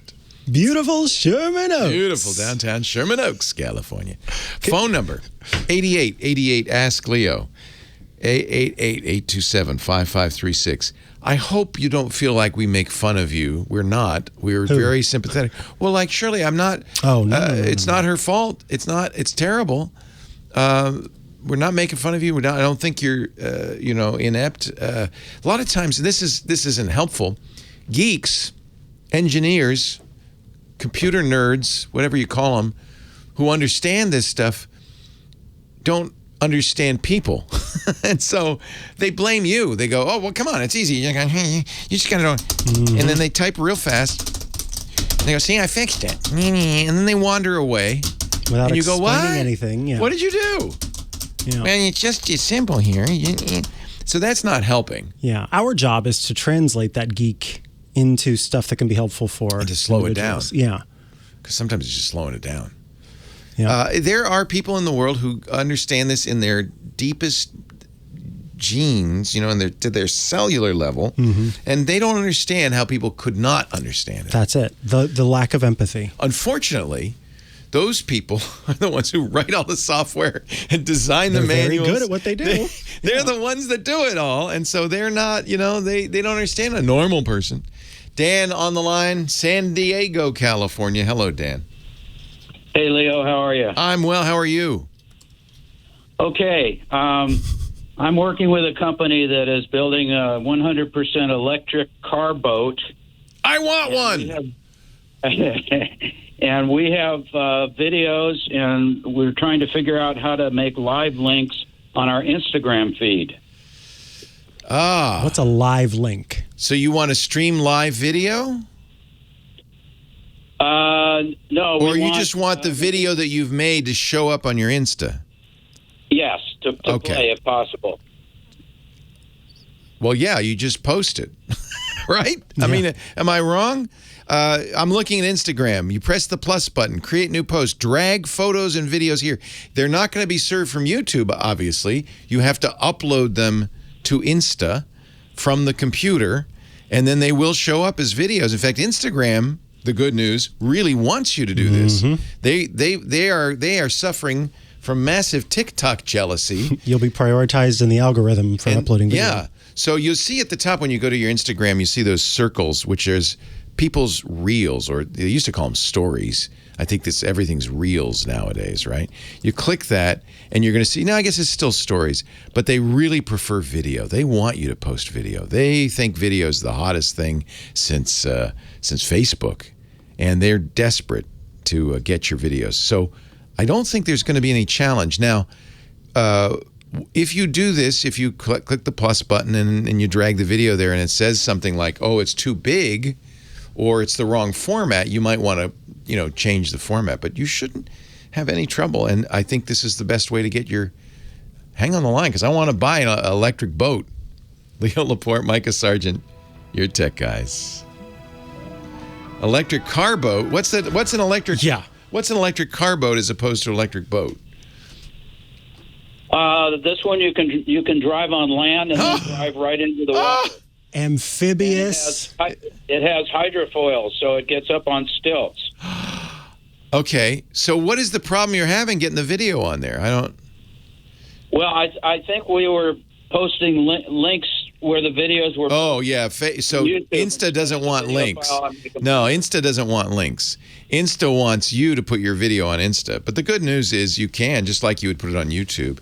They won't let you click links. You can't even click links on Instagram unless they've changed that. Link in bio. Link in bio. Link in bio. Yeah, you have to put it in the bio is the only place. And then you can only put the link to your main website. What's your website? It's StartEngine.com/Poseidon. I want one. .com/Poseidon. So I could drive to the beach, and then I could just drive into the water. Drive into the water. I want it. Oh, look, it's so futuristic looking too. So you're raising money for this right now. Yeah, we have the designs. We have an engineering team with years of experience in amphibians, gas-powered amphibians, and we are redesigning it as a three-wheeler like an Aptera, but it has hydrofoils. So it'll do 200 miles of range and 100 miles an hour on land, and then 40 knots and 60 miles of range on water. Oh, I want this so This is really cool. I want this. So this video that you have on your StartEngine page, yes. Do you have the original video of this? Yes. So just go to the Instagram and drag it into the window. If it rejects it, it would be because it doesn't understand the format or something. But if it's is there a file size limit? No, I think nowadays they really. How long is this video? It's about 2 minutes, I think. Yeah. Yeah. That's... So you have it on. It looks like Vimeo right now. Is that right? Or no? Yeah. Yeah, it is on Vimeo.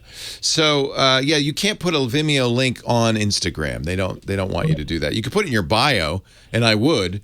You know, if you have a Poseidon AmphibWorks Insta, then make sure that your bio has this page in it.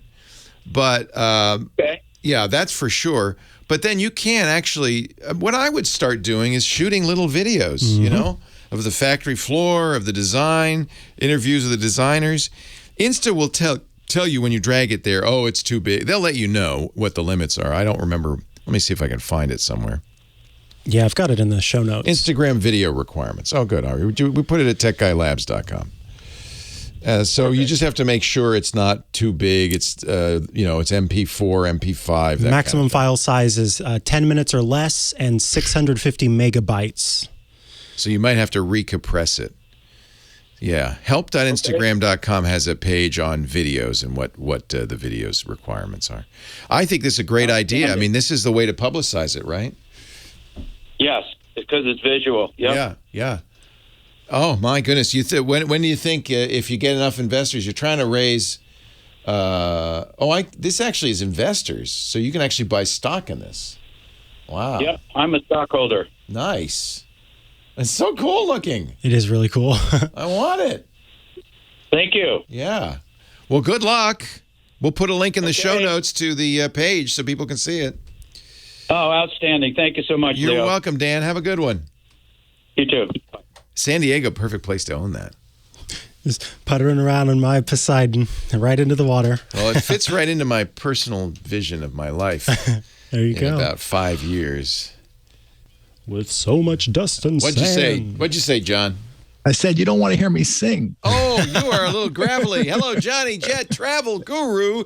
Johnny joins us every week to help us travel better with technology. JohnnyJet.com's his website. Hello, John. Hello. Am I a little gravelly? Yeah. A little bit. Have you been... I just woke up from a little nap. Oh, they're good. So jealous. Well, I have 2 little kids and they come in, in the middle of the night, early in the morning. Last night, our smoke alarm went off at 3:30. Oh, no. Just because the battery, I thought the battery was dead. And now, but I replaced the battery. I was like, I had faulty batteries. It turns out I didn't. My neighbor said they had the same problem. Oh, no. It's and it has like a whole building. Yes. Yeah. Yes. 8. So anyway. Did it go off like an alarm or was it beeping? The random just a beep. I hate that random chirp. I hate that. You go, what does that even mean? Oh, I hate that. And it's hardwired. I know it's like, why does it means. even need batteries? Yeah, ours too. And but that's a backup. The backup battery. And then I hate that. And it has it has a 7-year warranty, I guess. And this was 8 years. Well, that's another problem. By the way, people don't know this. smoke detectors wear out. You got to replace them after a while. So that means it's time to get a new one, John. Yeah, and I'm going to have to do it for every single room. Every single room. I'm not going to mess around waking up at 3:30 in the morning again. Anyway. Do you have high ceilings? That's even worse. A couple places, but not too bad. Yeah. Anyway, that's why I'm sounding a little rough. A normal smoke detector has a lifespan of 8 to 10 years. After that, you got to replace it because, it uses a little radioactive chemical, a little metal in there to detect the smoke. Okay, well, it's good to know. I had no idea that they wore out. I've always thought about writing a book on those things because a lot of people don't know that you have to drain your hot water heater once a year, or else the sludge, the stuff in the bottom, sludge, baby, and the sacrificial rod that's in the middle of a hot water heater goes bad after a while. It stops sacrificing after a while. Quite literally, it says, does. "I'm not doing this anymore. It's over." Yeah. Lots of those little things. Anyway. That's none of this That's has not to travel. do with travel. But you listen to this show, you learn. Yeah. Actually, speaking of learning, when I went away for 7.5 weeks, I came home and my car wouldn't start. Oh yeah. And my car was, parked into the garage, the front first, and I was like, how am I going to get the battery started? Yeah. Anyway, my neighbor came over with this little thing. I just bought one. It's a charger that you normally would charge your devices with, but you can actually connect jumper cables. Right. It needs sufficient cranking power And he was like, I'll just jump it. And he just put it on right there and boom. Dude. Yeah. Yeah. So I just bought one yesterday at Costco. They sell them on Amazon. Costco had them yesterday for like $49. But and it's lithium-ion batteries, but you can't just use any old device. It has to have enough cranking power to turn over the alternator or whatever. I'm making things right. up. Well, it works like a charm. Yeah, that's good. So anyway, it's a great little device for anyone traveling by car. Yes. And because is it a battery tender? Which one did you get? A battery tender? Yeah, those are really what you want to use whenever you go away, because what they do is they keep your battery up and running so that you don't have to jump it. I want to thank you for joining Car Talk here on the. Yeah, you should absolutely get a battery tender since you're. All right, will you put that in the show notes or tweet it out so I can? I will do that for you. TechGuyLabs.com. Please. Yeah. And I do have some travel related, air travel related. The U.S. State Department came out yesterday or 2 days ago saying they're launching a new program to renew passports online, and they're taking the first 25,000 in August. So if you need to renew it, do it now because they're taking 25,000. I put it in the chat room. I'll tweet it out. But wait, mine doesn't expire to 2025. Could I go there and renew it now? No. It's usually a year. So within a year. Okay, so I have to wait till 2024 and then I can renew. Yeah. So I set reminders. But this is a pilot program. By then, it'll be the real deal, right? They say it actually would be done by the end of the year. So I'm thinking December they're going to launch it. Good. So you don't have to worry about that. Because doing that in person is a lot of work. It's only for renewing, not to get a brand new one. Yeah. Or mailing. Mailing's another problem too. And you have to be 25 years or older. Okay. That leaves Micah out. Okay. Har. I'm not far off. But it's a great little program. We wouldn't need it. I mean, it's such a pain to print up the forms and mail them. Yeah. And I've had multiple readers comment yesterday on my newsletter saying that they did it. It took 15 minutes and it was great. So I'm just letting people know that it's a great little jump start. Good. When you get your passport, a couple of questions. When you renew or get it for the first time, congratulations, young traveler. Do you recommend getting the passport card? And do you recommend getting the extra pages? Definitely. So it doesn't cost anything more to get the extra pages, 52 pages. So always check mark that box. It's aspirational. I'm going to be going to so many countries that I'm going to need extra pages. But that makes you feel good. It does. But, just in case you get a new job or whatever, and you start traveling a lot. You may have to, yeah. I've gone to the embassies in other countries. I've been in Thailand and Hungary to get extra pages added. They don't do that now. So you're just going to have to get a whole new one. Yeah, if that happens. I was going to Canada so much, and I ran out of pages for stamps on my passport. And at the time, you could send it in. They'd add pages, but they don't do that anymore. So get the extra pages. I don't think they stamp anymore if you have Nexus, because I go to Canada all the time, and I'm pretty sure I love getting stamps. I always want stamps. Sometimes I get illegal stamps. Like you go to Machu Picchu, And you go to Machu Picchu, they'll stamp your passport with a little rubber stamp. Why is that illegal? Machu Picchu. Why is it illegal, John? It makes your passport invalid. Why? So because if you rip a page out or write on it, I'm not going to rip a page not official. out. I went to Ushuaia down in South America. It was the southernmost post office on the continent, and I got a little. They gave me a little, or maybe it was the Falkland Islands. Anyway, they gave me a little stamp on my passport. You're saying that invalidated it? It does. There's context I'm missing here. I thought you had to get a stamp in every place you go. No. These are places that aren't official. They're not aren't countries. real countries. No, these are like tourist destinations. Tourist attraction. Oh, okay. They did that once to me in Fiji, or they tried, or not in Fiji, in the Cook Islands. You snatched it 1 away. foot island. You go to this island, they're like, would you like your passport stamped? I'm like, no. I mean. But really, how hard, would the Border Patrol have to be to say, well, you can't come back in the country. You've got Machu Picchu stamps. It all depends on the country and the agent. That would be pretty tough. I'm not too long ago, I was flying from like Portugal to Middle East via Germany, Frankfurt, and the agent in Frankfurt couldn't find my entry stamp. And I had my passport, a few years ago. You can't be here. You never came in. He's like, I don't see the entry stamp.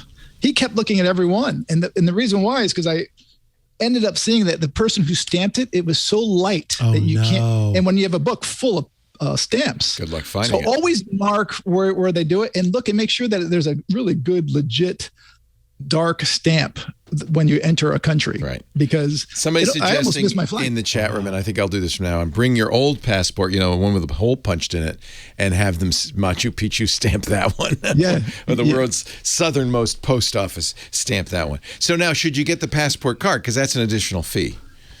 I think it's $25 or $35. Yeah. Definitely. I mean, it's nice to have a little backup. You can drive to Canada with that. It ain't a passport. But it's a real ID, right? So you can get on a plane. It's a real ID, but you can also go to Canada, drive to Canada, or walk to Mexico. Yeah, you're allowed. Yeah, you can't fly. But you can't fly. Which is weird. Yeah, my daughter had to actually fly to Ensenada, get a Uber to the bridge, walk over the bridge into Mexico using her because she didn't have a passport. Tijuana, Ensenada. And she flew to San Diego, took an Uber to the bridge, walked to Tijuana, walked into Tijuana, then got in a plane from Tijuana to go to the rest of her, because she had the card but didn't have a passport. Wow. There's a lot of extra work. But still, it worked because she had the card. Definitely. And, by the way, I haven't been to the Tijuana airport, but I've heard it's great, especially for people in San Diego. It's so much cheaper. And if you're flying to Mexico, you walk across the border and then fly within Mexico. Well, we just used up all your time, but I thank you. JohnnyJet.com. I'm sure there's lots of great stuff that he was going to talk about, and it'll all be at the website, JohnnyJet.com. Thank you, Johnny. Thank you. That's about all I was going to talk about. She couldn't fly back. She had to then do the same thing to get home. Wow. She had to fly to Tijuana. She was in Cabo. She'd fly to Tijuana and walk across the land bridge into San Diego. Did she have a passport and just didn't have it with her? No. Or just did not have a passport she at all? applied for a replacement passport. She had to wait in line at the passport office. And you have to make an appointment. It's a complicated thing. Anyway. Yeah. I like the passport card. I carry it in a separate wallet. I think it probably also helps you get a replacement if you lose your passport, right? I would. Well, you should have a scan of your passport. I always do. I have card, and keep it somewhere handy, so in case your passport does get stolen. Exactly. I was traveling in Central Europe with my buddies, and he left his passport in the safe. And this is like 15 years ago. I think we were going from Budapest to Vienna. And back then, the guard used to come on the train when you were crossing the border. And then he's like, "Papers, please." Yeah. And I was like, "You're joking. You forgot it." Oh, anyway, what did he do? They actually, the guy was nice. He let him slide he gave him I think he said you had like 8 hours to have it FedExed or something, or the next day. And he called the hotel, and the hotel sent it. That's nice. Whew. When my daughter was in high school in France, we went to visit her, and Jennifer left her passport in the bathroom. She went to the bathroom, took it, left it on the thing. It was gone, of course. But I think it was all a ruse just to get a few extra days in Paris. I feel like I would get... Henry and I went home, And Jennifer just, had to wait till the U.S. Embassy opened in Paris, which was it was a weekend or something. So she had to wait a few days. This is a whole nother segment, but U.S. passports can go for about $5,000 on the black market. Yeah. Don't be very You don't want to lose it. Yeah. And my wife lost hers once. Keep it in there. Remind me to tell you the time my wife lost hers in Estonia. We were bike riding. Yeah. That was what happened? It was a nightmare. It's my nightmare that I would lose my passport. That sounds terrible. But okay, so here's the question: Yep. You're in a foreign land. Should you carry your passport with you as you walk about, or should you leave it in the hotel safe? It all depends on the country. Like some countries, like Russia, you need to. And we were on a cruise. We were on a seaborne cruise. You have to have it with you. And for Estonia, they told us to bring it. Yeah. So not at other countries, we didn't need it. This is why I like cruises, because they assume you're an idiot, and they will tell you, which is good, what you need to do in every country. Yeah, but the problem prefer is, people do that. We got back onto cruise and we said she can't find her passport. They said you can't sail. Our next destination's Poland, and they won't allow anyone in. Otherwise, they'll get fined like $1 million. Holy! So she had to run to the Canadian embassy. The person's like, we can't issue a new one. We can only give you one for emergency travel. You have to go right back to Canada tonight. Oh my God! It gives me goosebumps talking about it. Yeah, because I'm getting goosebumps too. The story is insane. The whole way it went, and it has a happy ending though. Well, what was the happy ending? It's a longer story, but anyway. It's like I want to tell the whole thing. She now lives in Canada. So no. She called the woman called the police station for the second time right before she was going to avoid it. And she said, you must have a guardian angel because they just returned it. They found it. Someone just returned it. And, nice. Anyway, there's a whole nother story. I'll send you the link to her post on it. Wow. But it was incredible. Wow. There are some really good people out there. So don't believe everything. Post the link in the chat room. We'll put it in the show notes. Let me see if I can find traffic to Natalie's website. Yeah. All right. Wow. Wow. Don't lose your passport, kiddies. Do not. And guard it. God, that's kind of scary. So usually I'll leave it in the hotel in the safe because I don't want to drop it. Right. But sometimes you need it. I don't take it with me when I'm in other countries. And then if I need it, I wear my Scott E vest and put it in the super secret pocket. Yep. Or have a money belt. Yeah, somewhere no one can steal it. When they make a record, and they do it a lot, where you're at a party, right? Marvin Gaye, whatever this is. Do they actually have a party in the studio and record that? That's a good question. Or are they just taking a bunch of different things? You know what I think? Layering. They find everybody who's hanging around. Come here. Come on in. Okay, now pretend you're having a good time. Because that's really what it sounds like. And prompt them. And then they stand in front of a microphone and go, and that's it. That's the story. Maybe. See, I ask the questions that others are too afraid to even think of. 8888 Ask Leo. That's the phone number. You know what I haven't mentioned the whole day? We have not mentioned, Micah Sargent, the website. And you put so much effort into putting stuff up there that everybody should know.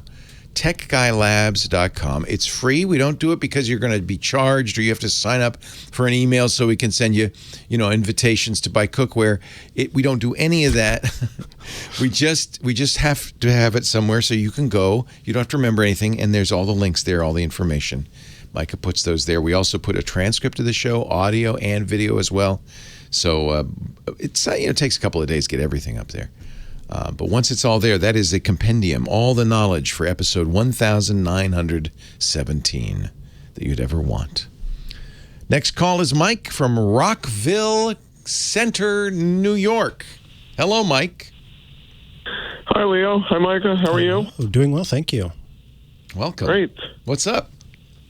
So, long-time fan, back to the screensavers. I'm thinking about dabbling more with Linux, and I'm trying to decide between the System 76 laptop or the Framework laptop. Oh, wow. Now, this is a question Give me one way or the other. Right up my alley since I have both. So the screens you meant, thank you for watching all those years ago. I think probably Screensavers was a live call-in help show. It was very much like this, but it was on TV. It was on a cable channel called Tech TV from 98 through 2004.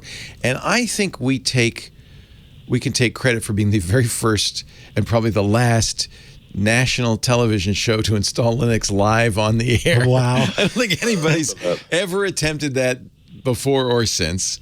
But that's how far back my relationship goes with Linux. Linux is the third operating system. Actually, nowadays, you have to say it's the fifth operating system because you've got Mac, you've got Windows, but you also have iOS and you also have Android. Those are the dominant, by far, 99.9% operating systems. But there are people out there who prefer a free, open source operating system created in the early 90s by Linus Torvalds called Linux. It's actually quite a beautiful, elegant operating system that over the years I think has become more polished and very usable. I think it's every bit as good as Windows or Mac. And it's my preferred operating system. So after all those years. So you ask an interesting question. What kind of hardware should I get to run Linux? And the truth is almost any computer that can run a PC will run Linux just fine. I very often will buy Windows PCs from companies like Dell and Lenovo. And after I tire of Windows, which depending on the year may take a year or 5 minutes. Lately it's been pretty short. And then I can put Linux on. Or you can even do a dual boot, which is nice. Then you have Windows and you have Linux, and you choose when you first turn on the machine which you want to use. So any of those will work. Framework I really like this company. They make a repairable laptop that you can add components to.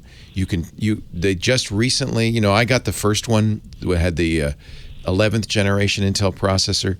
They just recently put up for sale a new motherboard that will go in exactly the same. Everything else is the same with the 12th generation Intel. I mean, that's incredible. Mouse or trackpad fails, you can buy a new one, open it up, put in a new one. All the pieces replaceable. And it's a great laptop. It's one of my favorite laptops. There is only one negative, and it runs Linux. I use Manjaro, but it runs Debian. It runs most versions of Linux fine. In fact, the Manjaro that I use, which is my preferred Linux, even the fingerprint reader on the framework works. It took a little fiddling, but not much, and it works. So it really is beautiful. The only negative is, at least on the one I have, and most people complain about this, battery life a few hours, 3 hours, 4 hours. There is some evidence that with the new 12th generation chip that they're now selling, the 12th generation Intel, that you'll get better battery life because the Intel is a little bit more efficient. System 76 doesn't sell Windows machines. Framework does. Framework, you can get it with Windows or nothing. You can put Linux on it if you want. System 76 is a company that sells Linux laptops and desktops. They're great. I didn't know they had desktops. Their desktops actually are the best choice because they make them themselves. The laptops they buy from a company called Clevo, which is a Chinese company that white labels laptops to a lot of people. And they're okay. They're not great. Honestly, I think a Dell is a very good choice. Dell even sells laptops, developer XPS laptops with Ubuntu on them. You can put any Linux, of course, on afterwards. Lenovo is famous for making great laptops for Linux. That's changing a little bit thanks to something Microsoft's introduced called Pluton, which, like Pluto the dog, is a little bit goofy. It is a security chip, but on the latest Lenovo's, just a couple of models, it does seem to block Linux. So don't get one with Pluton, but any of the other Lenovo's would be excellent. And a lot of Linux developers, and oddly enough, another operating system, a Unix operating system called BSD, a lot of their developers use Lenovo's. So they're very compatible with third-party operating systems. So I think I like if you can live with a not great battery life, I like the framework because I love their philosophy. I want to support them. But I have many System 76 laptops. They're great. If you want a desktop, their Thelios are amazing looking. Not cheap. They do look really cool. But they've got wooden, outsides and stuff. They're really nice. Are you looking for a laptop, Mike? Yeah. That's everything I do is on laptop. Yeah. That's normal. I wouldn't get a System 76 laptop, to be frank, because they don't make them themselves, and so they're kind of. I think the framework is probably a better choice than laptops. And I love the fact you can upgrade it. And you can choose what modules you have and so forth. Those are really nice. Do you have any recommendations on which devices to stick into its ports. USB-AC. When I got mine, I got it with an HDMI port, which I never used, so I replaced that with the 1 terabyte SSD. You can get a little extra external SSD. Not fast enough to run the computer, but great for backup and things like that. You certainly, you want at least one Thunderbolt slash USB-C port because you'll use that for charging. It's nice to have one on each side. They give you 4 ports. So I had 2 Type C's. I Type A because I thought, well, that's nice in case I ever want to use an old school USB key. And then I replaced the Thunderbolt with the flash drive. But they're getting more all the time. And what's cool is they're not proprietary. So they're letting third parties make these modules. And you're going to start seeing some very interesting stuff. If you use Ethernet, they don't offer one, but I think there's a third party that's starting to make an Ethernet module for the framework. I'm a fan of the framework. I think they're affordably priced. I think battery life is getting better. I love the upgradability. I think that's fantastic. Yep, and I know Corey's a big fan too. Yeah, lots of people are. Well, of course, Cory Doctorow was a Lenovo guy and now uses frameworks. And Linus from Linus Tech Tips, LTT, the YouTube superstar, is actually an investor in framework. So he liked it so much he bought part of the company. So I'm with him. I think we need repairability, and it's great to support repairability so that, the time comes, the idea that you could replace the processor in that framework is very exciting to me. If the 15th generation Intel is suddenly, amazingly better with great battery life, you could put it in there. That's incredible. Incredible. So framework gets my endorsement. Which Linux are you thinking of using? I was thinking of Pop OS, but then maybe... That's very good. Look at Manjaro. Yeah. That would be my choice. Thanks, Mike. Leo Laporte, Micah Sargent, the tech guys. And Linux enthusiasts. Have you? Pop is very, very good, and that's one thing I appreciate System 7.6 doing is doing that, because they've really put some money into it, and it's a really nice OS. I think it runs well on the framework. I think I installed it as well at one point. It's Debian based, Debian, Ubuntu, Pop OS, and the reason I use Manjaro is it's Arch based. It's a rolling distro, so it's got to have more up to date apps. And they'll be kept up to date, which I appreciate. That's the only reason I use Manjaro. And it runs very nicely on the framework.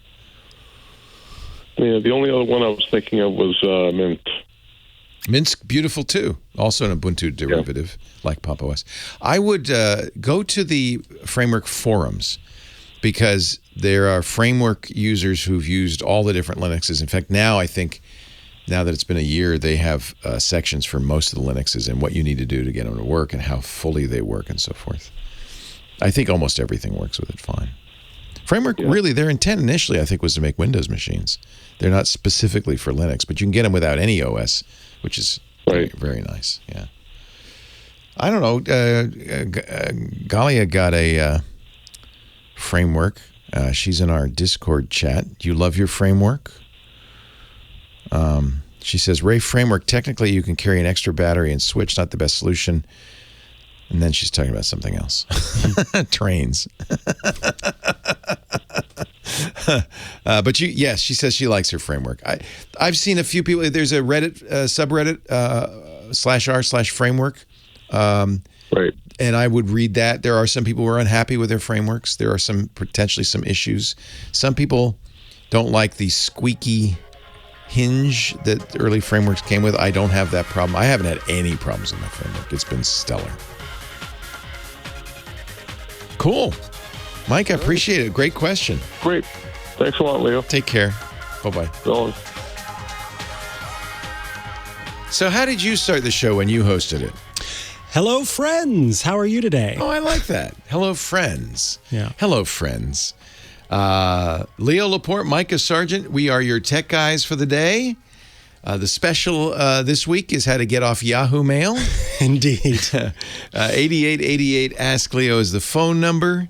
888-827-5536. That's toll free from anywhere in the U.S. or Canada. Could we do?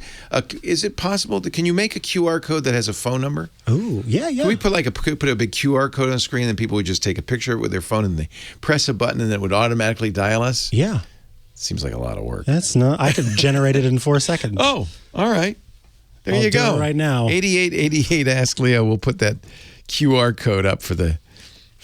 There are people, it's funny because I remember when QR codes started, barcodes and stuff, and I thought, no one's ever going to do that. They're back, baby. I thought, that's crazy. What, I have to, wait a minute, you're telling me I have to take out my phone. In those days, you had to have a special program you had to download to read them.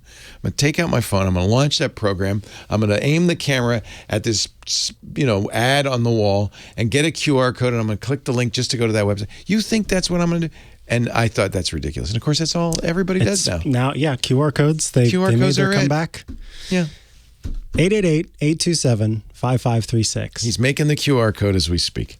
Tim on the line from Oak Hills, California. Hello, Tim. Hey, good afternoon, Leo. Thanks for calling.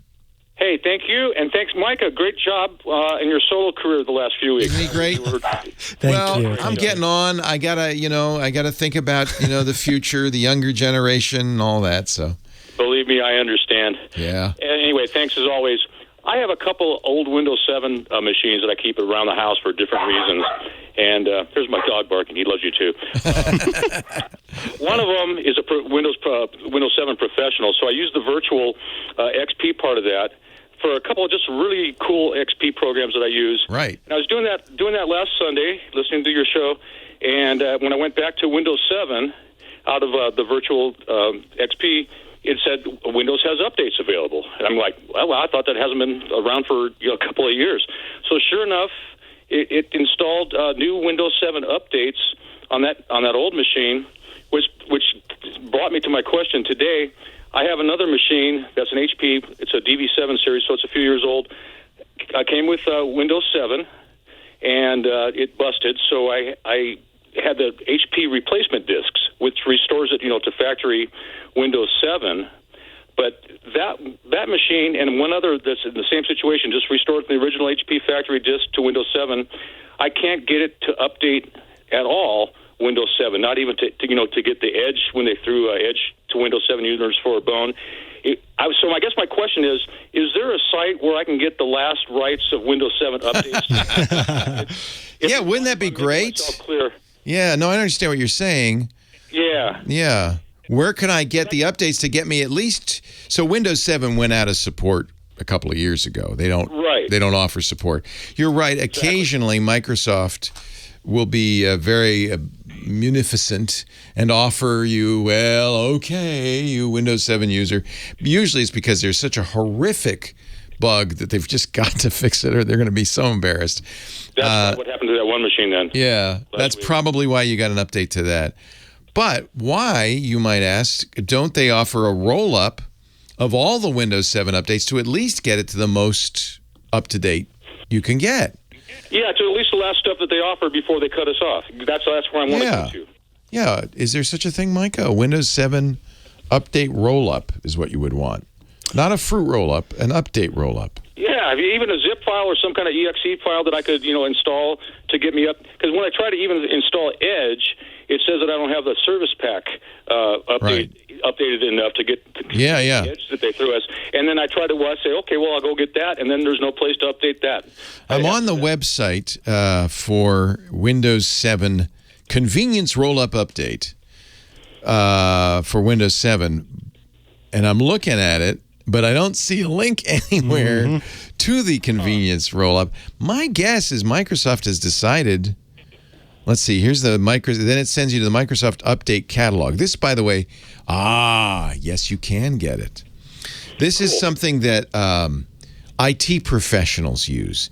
It's called the Update Catalog. Normally when you run Windows Update, you go to this control panel, you run Update, and it will do it on the fly. But if you think about, and when I try that, of course, it says that server's gone. Right. And the reason the Microsoft offers this catalog is if you're an IT guy with 1,000 machines, are you going to go to every machine and do that? No. What you want to do is download a file that you put on your server, and then all those machines log into the server and do it. They still offer this. Now, this one is last updated on May 17th, 2016. It's the update for Windows 7 for it's KB312. So here's my suggestion. It looks like you can go to the Microsoft Update catalog, which is catalog.update.microsoft.com, and search for Windows 7 updates, and they still are online, some of them. So what you're going to want to do is go and find whatever the last roll-up is. It looks like 2019 December security and quality roll-up. Now that's .net. But you're going to see when you go to the catalog, there's a ton of them. And you just I'll fool around with that then. Would I have to update to the latest service pack? Yes. The factory disk probably brought me back to probably 2016. So that's the first thing you're going to look for is get to the latest service pack. You might have to do SP1 and then whatever. I don't know what the latest one was, but the last one was. But you'll see. I'm looking at. I'm surprised, but there are a lot of, and these are just downloads with exe files that you run. Very cool, Leo. If there's any way you could put that in the show notes, you got it. All done. You guys are awesome. Have a wonderful rest of your weekend. I appreciate it all the time. You're welcome. You as well. This is a really good thing to know about for everybody who uses Windows, and I'm sad that you should even have to know this, but it is a good thing to know. Because it's not unusual that you go to the control panel, right? And it says, no, you're not going to do it. Right. And if you know you can go to the Microsoft Update catalog and download that as a standalone update, often that works. If I went to this website and didn't hear from you to go to this website, I would think it was a fake website. It looks terrible. Yeah. But it looks like it's not a good. I mean, it is. You know how you click the little padlock and you make sure that this is from Microsoft. So and I'm looking connection security, and it says verified by Microsoft Corporation, and then you can actually look at the certificate. And you always want to do that. And also the base URL is Microsoft.com. There's no zero in place of the O or anything like that. Well, and sometimes that's hard to see, right? It could be. So, copying and pasting that can be. Yeah, so it's a very good idea to click that little padlock on your browser and look at if you're at all nervous, because the last thing you'd want to do is download one of these from a malicious server. Exactly. Because it'd be pretty much guaranteed the end of your Windows machine. So I'm looking right now at the security information on that site, and it says verified by Microsoft. You can view the certificate. You can make sure it really is Microsoft, and it is. And then it's safe to download any of those updates and run them. That's a really handy thing to know. When I searched for Windows 7, it said your search resulted in over 1,000 matching updates. Only the first 1,000 are returned. So there's a lot. More specific if you can. There's a lot. I'm actually surprised. I was prepared to tell Tim that no, why would Microsoft offer any updates? They don't want you to use Windows 7. But remember, Microsoft sees job one as supporting corporate users, business users, and a lot of them are still on older machines. As Mary Jo and Paul have both said, all those dentists out there whose offices are running on Windows 7. There's a ton of them. All right, let's see. I don't think there's time. So let's take a break. I did get your QR code. You did? Yeah. When we come back, I'm not going to tell you the number anymore. I'm just going to flash a QR. No, I will, because it's a radio. But Richard, hang on the line. Sayad, Jack, you're all coming up. Leo, Laporte, Micah, Sargent, you're tech guys. 8888, Ask Leo.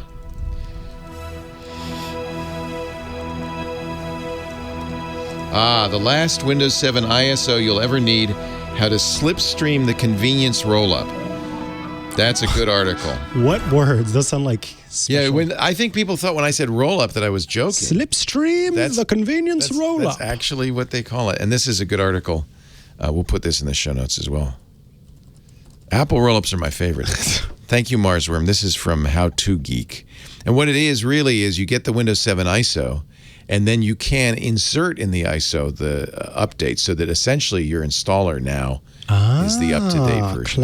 Clever. Yeah, so this is a very useful, but it's a little complicated, but if you follow through all these steps. Yeah, How To Geek is a great site for this stuff. Thank you, Marsworm. To integrate a 64-bit package, use this terminal command. So the words slipstream and rollup are your words of the week. The letter of the week is S. S for Slipstream. Slipstream. Or Southpaw. Huh? Oh, look at that. Our QR code. Let me try it. Yeah, hold up your iPhone. How'd you make that? I just went to a site that has QR code generation because phone numbers are one of the basic encodings that you can do. And I've already checked it. It only has your phone number in there. That's very cool. Very cool. Very, very quiet. I'm hunting rabbits.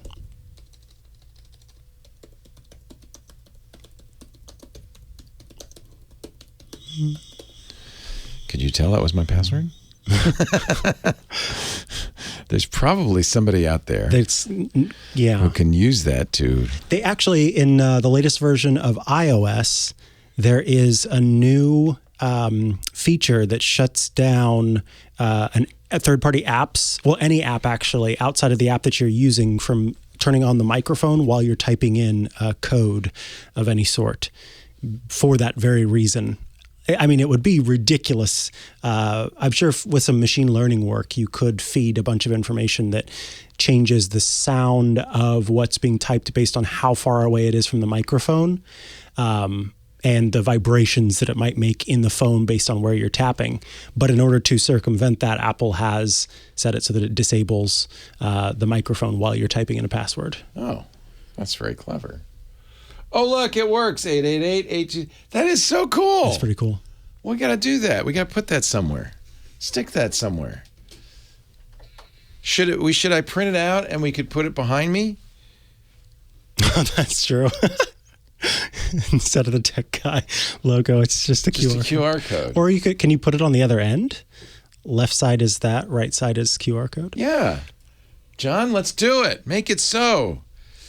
That's actually is handy. Yeah, because with most modern phones, they just do the scanning automatically. That's a lot easier. So. Yeah. Wow. Oh, you don't have to even launch your camera? No, you have to launch You do have to launch your camera, but it used to be where you had to say, I'm trying to scan a QR code, and now you don't have to do that. And look, it's calling. It's incredible. You know, I've never called the number. I don't even know what happens whenever you do. That's what happens. That means, what does that mean, that sound? That means there's no lines available for you. The fast busy means the trunk is full. Yep. Or is that a regular busy? I'm not a phone hacker, so I don't know. I don't know. There's a fast busy, which means the trunk is full. And then there's a regular busy, which means there's no lines. So there's a line now. Let me try it again. This is great. I don't have to dial the number anymore. Not that I ever did in my whole life. It comes up Leo Laporte. Oh, my God. I'm calling myself. Hello. Okay. Do not use this.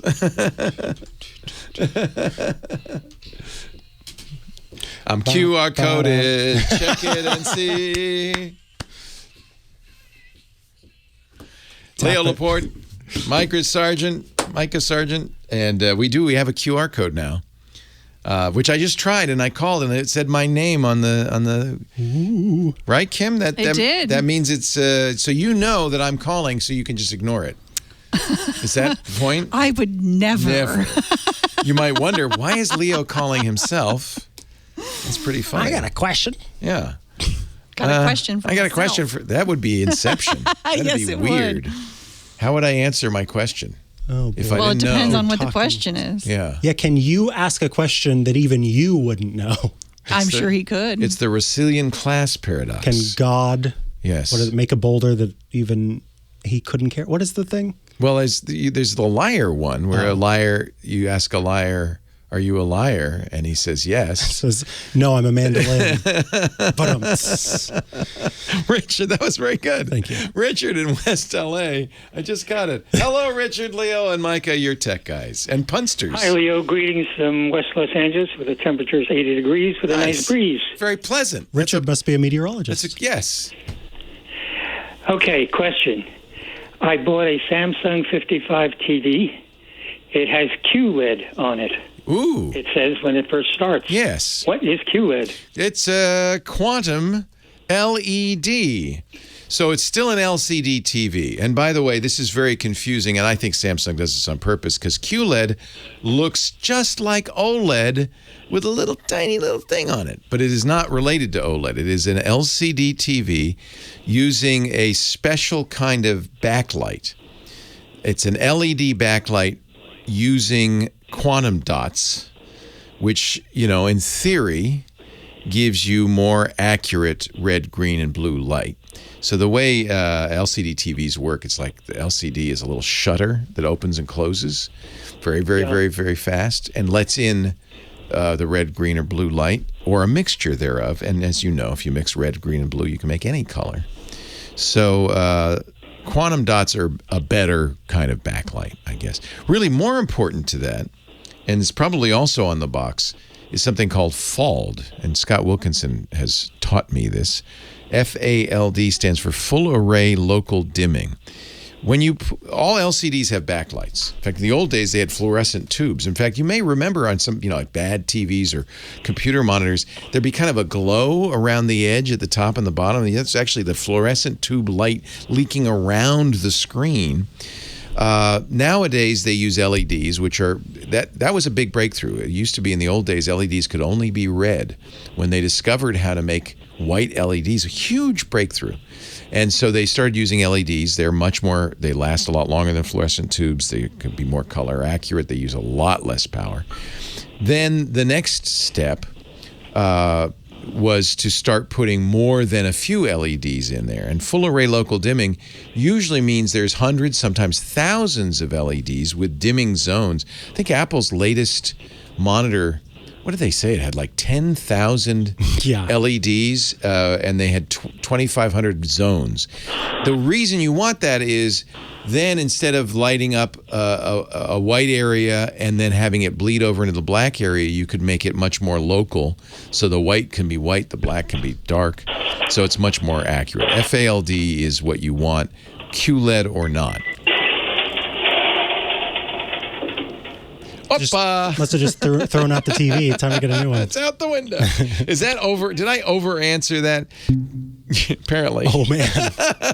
He fell over and then hung up. Oh, no. I hope Richard's okay. I hope you're okay, Richard. I hope that wasn't you. Wow. Maybe he fainted from the it was a lot of taking. That was a lot. I over answered that, but that is the answer. That is indeed the answer. Yeah. Can confirm. Yeah, you can if you're really curious. Look up quantum dots on the internet, and there's a very nice article.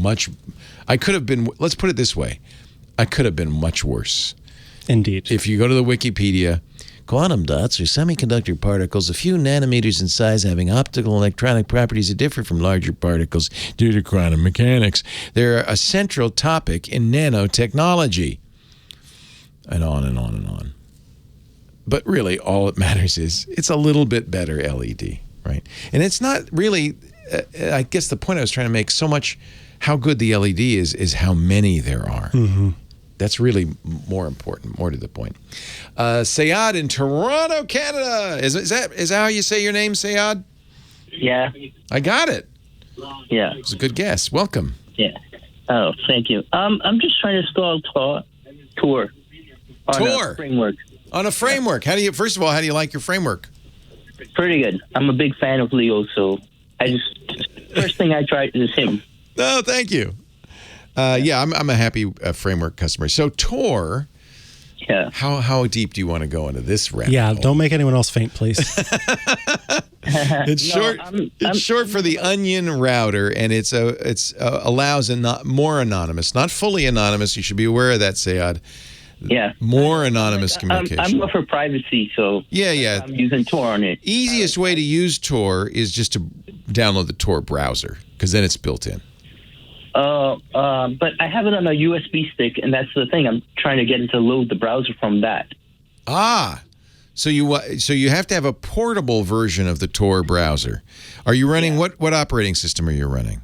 I'm running Ubuntu. Okay, so the key is, and I would imagine, I'm looking right now, I'm not sure if this is the case, to get a portable version. So when you install software, sometimes you install it on the internal hard drive.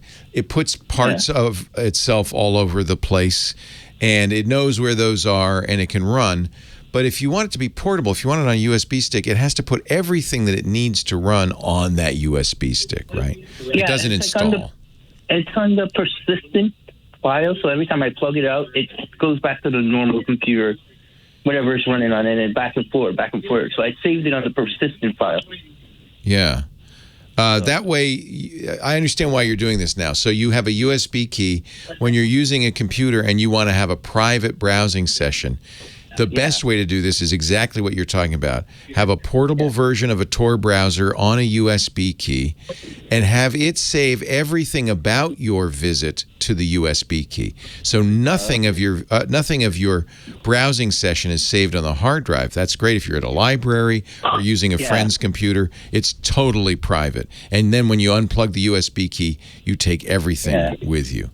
I am not enough of a Tor expert to know. Let me see if I can look up portable Tor browser, because that's what portable is the term that you need. It means because it runs fine. Like it doesn't compatible with the browser that's on Ubuntu. It just since I load it, the Tor comes in and it makes you go through a whole operating system. Yeah. You only want to do that once. So thank you. Scooter X in our chat room has given us an article from the Tor project, Make Tor Portable. And it explains what you need to do to put it on a USB stick or an SD card and run it from there 100%, and then you're 100% private. I think this is a great thing to have. I highly recommend it. Great for banking, great anytime you just don't want anybody to know it's you. We'll put a link in the show notes, techguylabs.com. So it's in the Tor browser manual, Syed. And if you just Google Make Tor Browser Portable, those 4 words, you'll probably get right to it. And there are a few things you need to do. You plug in the media, format it, navigate to the download page, you download the tar file. When the download's complete, extract the archive onto the media. Actually, it's very simple for Linux. It should just work off the media. It is portable, I guess. Yeah. But the key is to extract it directly onto the media, so all the files are there. And then make sure that it's writable, which may be part of the problem. Everything has to be writable. Oh, okay. Yeah. Hey, it's nice to talk to you. I'm glad you're a Leo fan. And so your framework, you're happy with it? Oh, yeah. I'm a big Leo fan from 80s when you used to do a CBT show from G4 Tech. Oh, yeah, with Amber MacArthur and Andy Walker. Yeah. Oh, yeah. I made a lot of friends. I loved going to Toronto. I did that every month for a couple of years. I loved it. It was so much fun. Used to stay down there on Queen Street at the Drake Hotel. I loved it. Yeah. So much fun. I'm a big fan of Michael, too. Yay. See? Oh, that's Mr. Sargent has a fan in Toronto. Have you ever been to Canada? I've not been to Canada. Oh man, I love it. It's on my list. I'm a big fan. I'm like an Apple fan too. So I have to be honest. What Apple's doing with its processors beats anything Intel's got. So if you really want battery life, there's just no question. Apple's the way to go. Apple's the way to go. Yeah. Do you do any coding, Sayad? What do you do with your computer? I just download, play games on it. Well, you're honest. I push the framework to the max. So good. You get good FPS out of it. Can you? Good. Oh yeah. Yeah, because it does. Good. I got a G4 fan hooked up to it. So. Oh, nice. Keep it cool. Oh yeah. I do a lot of encryption on it too. So. Oh, nice. What kind of battery life are you getting on your framework? I get out of it. I get like a good 48 hours because I use it for. That's sleeping. Yeah. That's one of the problems it's had, and I think they've gotten better at fixing that, so it doesn't. It drains very little. I use it for mining too. So. And gaming. So. What are you mining? ETH? I mine Bitcoins too. So BTC. Okay. I'm trying to get out of it now, but I used to do Bitcoins with it too. So nice. Hey, Syed, I gotta go, but it's great to talk to you. Yeah, me too. Keep listening. It's a real pleasure. Oh yeah. See you later, guy. See you later. I'm a Take good care. fan. So. Thank you. You are, obviously. It's great. Thanks. All right. See ya. Always nice to hear from my friends in Canada. Love Toronto. Then Vancouver is beautiful, too. Someday, my goal is to take the Trans-Canada Railway. That would be really cool. It's luxury, man. Then Lisa says, I don't want to be on a train all that time. Oh, but you can move around and stuff. Please. I only married her because she liked to travel. That's the only reason. The only reason. Oh, look. Everybody dial in. I wonder if I can still do it with the Altair. Oh, I'll try it. Does it not work with that? There's with the always lip? error prevention built into QR codes. Oh, yeah, it still works. Still works, man. Oh, John generated a new one. Mine does not work. Mine was working from here. And I know it's a new one because it has the 1 in front. Oh. Mine did not have the 1 in front. Oh. Do you need the 1? Like maybe you do. I guess if you're international. If you're not on a cell phone, you would need it too. Not on cell phones. Yeah, because they've got need the area code because they've got 988 now. That thing built in. Yeah. 988. Good to know.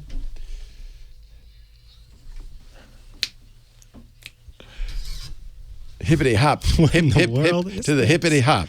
Leo Laporte, Micah Sargent, the tech guy. Was that, what was that? It was Sugar Hill Gang. It was Sugar Hill Gang. Yeah. The hop, hippity hop. Jack on the line from Santa Clarita, California. Hello, Jack. Yes. Hello, Leo. Welcome. Long-time listener. First time I've had a need to call you. I'm stumped. Oh, well, I'm glad you did. I have a Galaxy A51. It's been working fine. The only problem I have is I can't seem to access the internet unless I'm on Wi-Fi. So your cell service data is not working. Wi-Fi's fine.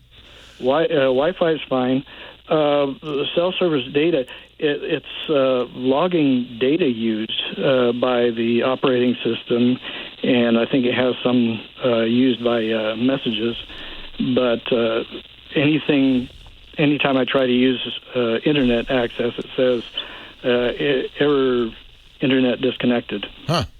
Did you get it from the cell carrier, or did you buy your own and then get a SIM card? This is actually a track phone. Okay.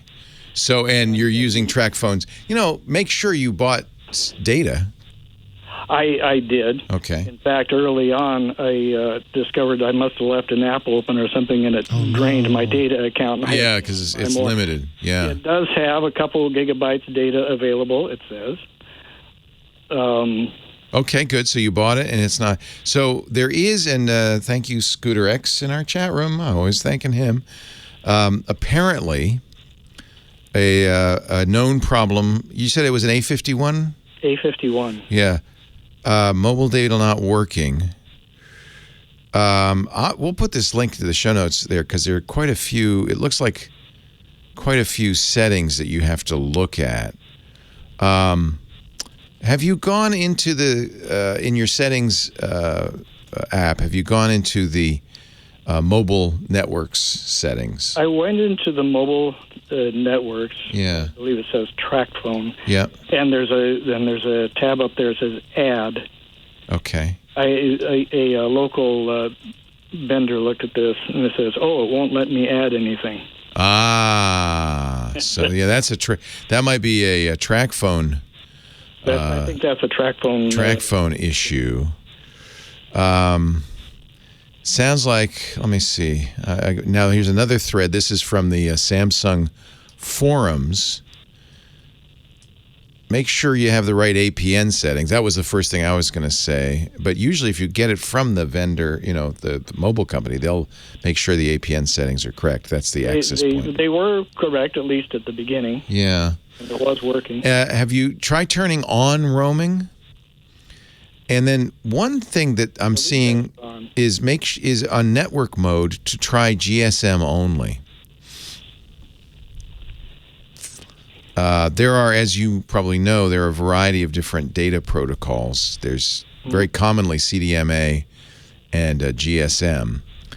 And CDMA is long gone. GSM is mostly gone. It's LTE now. But on the A51, because it's an older phone, they have settings for WCDMA and GSM. You definitely want to make sure that it's GSM only. Okay. There are like 20 fixes in this article, so we'll post it at techguylabs.com because there are other things to go through. And have you called TracFone? Do they have support at all? Yeah, that's the problem. They have a lot of automated. They don't want to talk to you. Yeah, they don't want to talk to me. Yeah, they're low cost. They lead me in a lot of circles, and they say, "I'm sorry, we cannot find anything wrong." Oh, please. And just one time, I got it to say, "Oh, gee, we can't locate your problem. Is it okay if we call you on another line?" And I gave them another number, and of course, never heard anything. Yeah. Could be so many different things at this point. You've turned the phone off and on again, believe it or not. Yeah, that's one thing. Several times. Yeah, good. That's the standard IT answer. Have you tried turning it off and on again? It could, literally it could be just something wrong with the phone. Did it ever work? Oh, yes. Oh, yes. It just stopped working at some point. I listened to my grandnephew's baseball game from UCLA. Oh, nice. On the way home one. I hope they won. That's great. They did very well. Nice. And so that's interesting. So I don't usually use it that much. I use it when I'm on the road to check traffic. So it worked, and then at some point it just stopped working. And it wasn't at a time when you had just gotten an update or something like that. I mean, honestly, phones break. It could be. Remember, there's a separate antenna for data, and it could be that antenna's connection to the phone broke, and it's just like I can't get online. Except that if I look at the mobile data, it does say that it's using it. Yeah, that's interesting. That's interesting. So then this sounds like it is more of a setting issue than anything else. In fact, if you look at your bill, do you see that, in fact, mobile data is being used on that? Well, if I... Oh, look at this. Here we go. Okay. This is from May of this year. I'm passing this along in case other people have the same problem. Samsung pushed out the upgrade to Android 12 today on my A51 phone, so I went and installed it. Afterwards, I discovered my phone had no data. Oh, good Lord. Well, we'll put this in the show notes, but I'll tell you what it says. By turning on developer options. Oh, no. And then turning mobile data always active, he was able to get it working. Once the data is working again, you don't need to leave that setting turned on. So it sounds like maybe in the Android update, and this right around the time frame this happened to you, it sounds like, it turned off that radio and forgot to turn it back on again. So that's interesting. This seems to be a particular issue. We'll put this at techguylabs.com. You have it, right, Micah? The TracFone forum. It does look like this is a weird thing. To turn on developer options in Android is very weird. You have to tap a particular part of the settings menu 9 times, and then it will turn it on. It's like a secret code. Secret handshake with your phone. Secret handshake. Howard Forums also has a post, which I'm looking at. That's about the APN issue. But you have the proper APM, and that wouldn't have changed in all likelihood.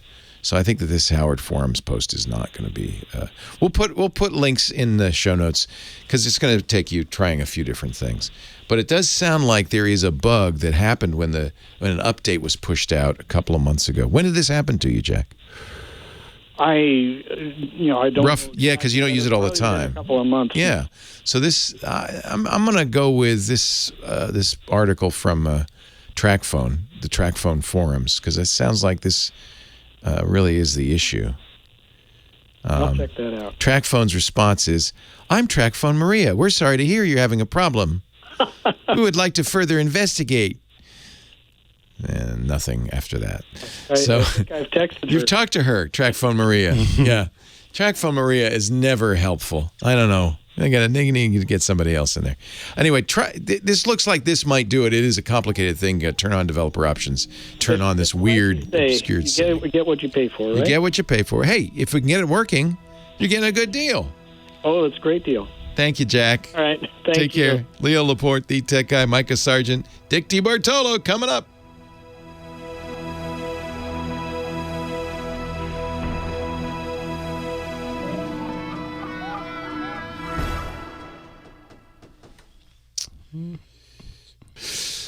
Hello, Dickie D. Leo, how you doing, pal? I am well, my friend. How are you? You sound good. I'm good too. Thank you. I'm feeling fine. Hey there. Best thing about getting sick is feeling better afterwards.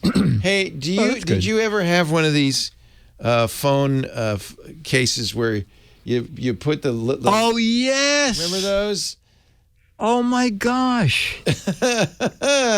Those were the days. It was so tricky, yeah. Yeah. It was very clever. It was like a Rolodex.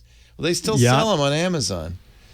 What I noticed. Yeah. What I noticed on my cell phone is when I hit S with my finger, usually R comes up. Oh yeah, it's or impossible. PQ. Yeah. Yeah, you have to have pointy fingers.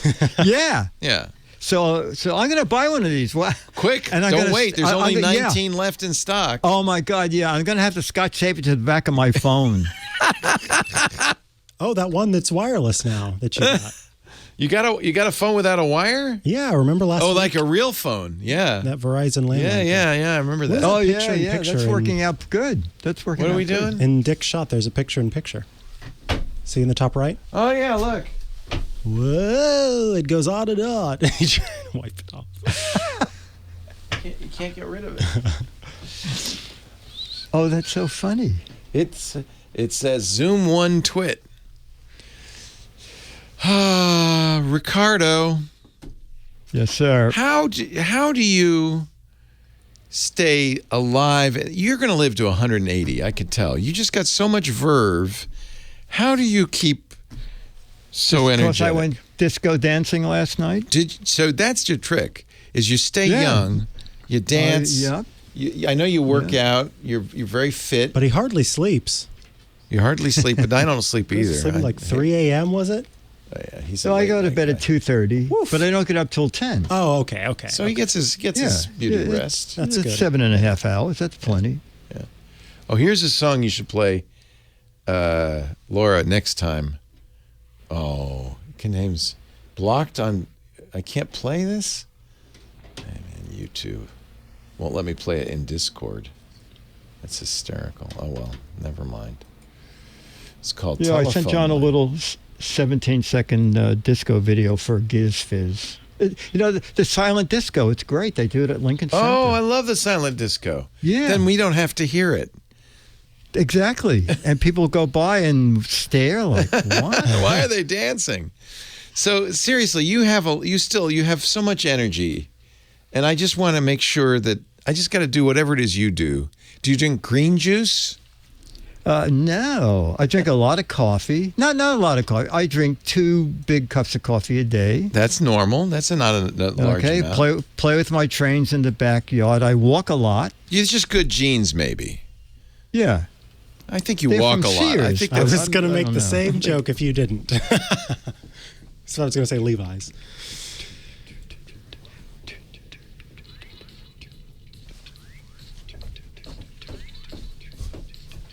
This is disco, baby. Leo Laporte, Micah Sargent, your tech guys on the radio. Joining us right now, Disco Dick DeBartolo, Mad's maddest writer, and the Giz Wiz, dancing in his beautiful satin shirt with his. I like those high-heeled white boots you're wearing. Those are they have fans in them. Nice. Why? To cool you down while you're on the dance Keep floor. my heels cool when I'm disco dancing. You don't want hot heels. You don't want Very hot nice. heels, pal. Dick, is this how you got to be a gizmo wizard? Is things like that? Yeah, there was a place called Hammacher Schlemmer. I mean, it's still around. Love Hammacher Schlemmer. Yeah, and I just was It's like a attracted- poor man's Sharper Image. Yes. Yeah. And that's how I got started. My office was full of that stuff, and one of the I was working for Goodson Todman, and one of the producers from To Tell the Truth left to go over to a magazine show, and she called up and she said, "You know, you have all those gadgets in your office. Would you ever consider showing them on television?" Perfect. And I go, all right. And what show was that? It was called Saturday Morning Live, and it was an hour show, and they had the pet person and the handyman. Yeah.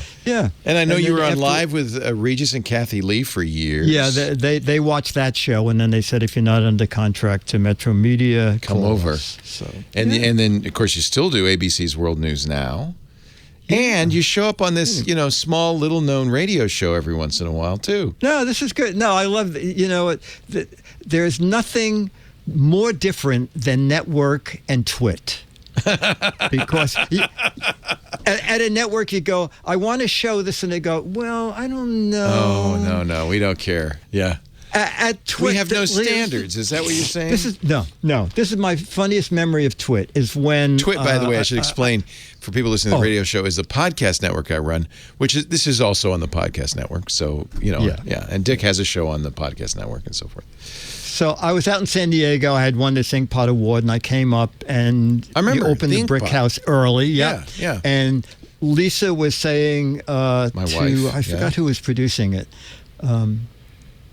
Jason Howell. To what's the set gonna be? No. It was the other Jason Cleanthus. Yeah. Jason Howell, right? Yeah. But before that, there was another Jason. But anyway. Oh, okay. She said, where are you going to do Dick's show? And he said, we haven't picked it out yet. And she said, you have 2 hours. You get all the time in the world. If there was a network, 2 years wouldn't have been enough time. Oh, no. Anyway. But partly the reason I started the podcast network was in response to having worked in network television for so long. Yeah. I just didn't like the constraints.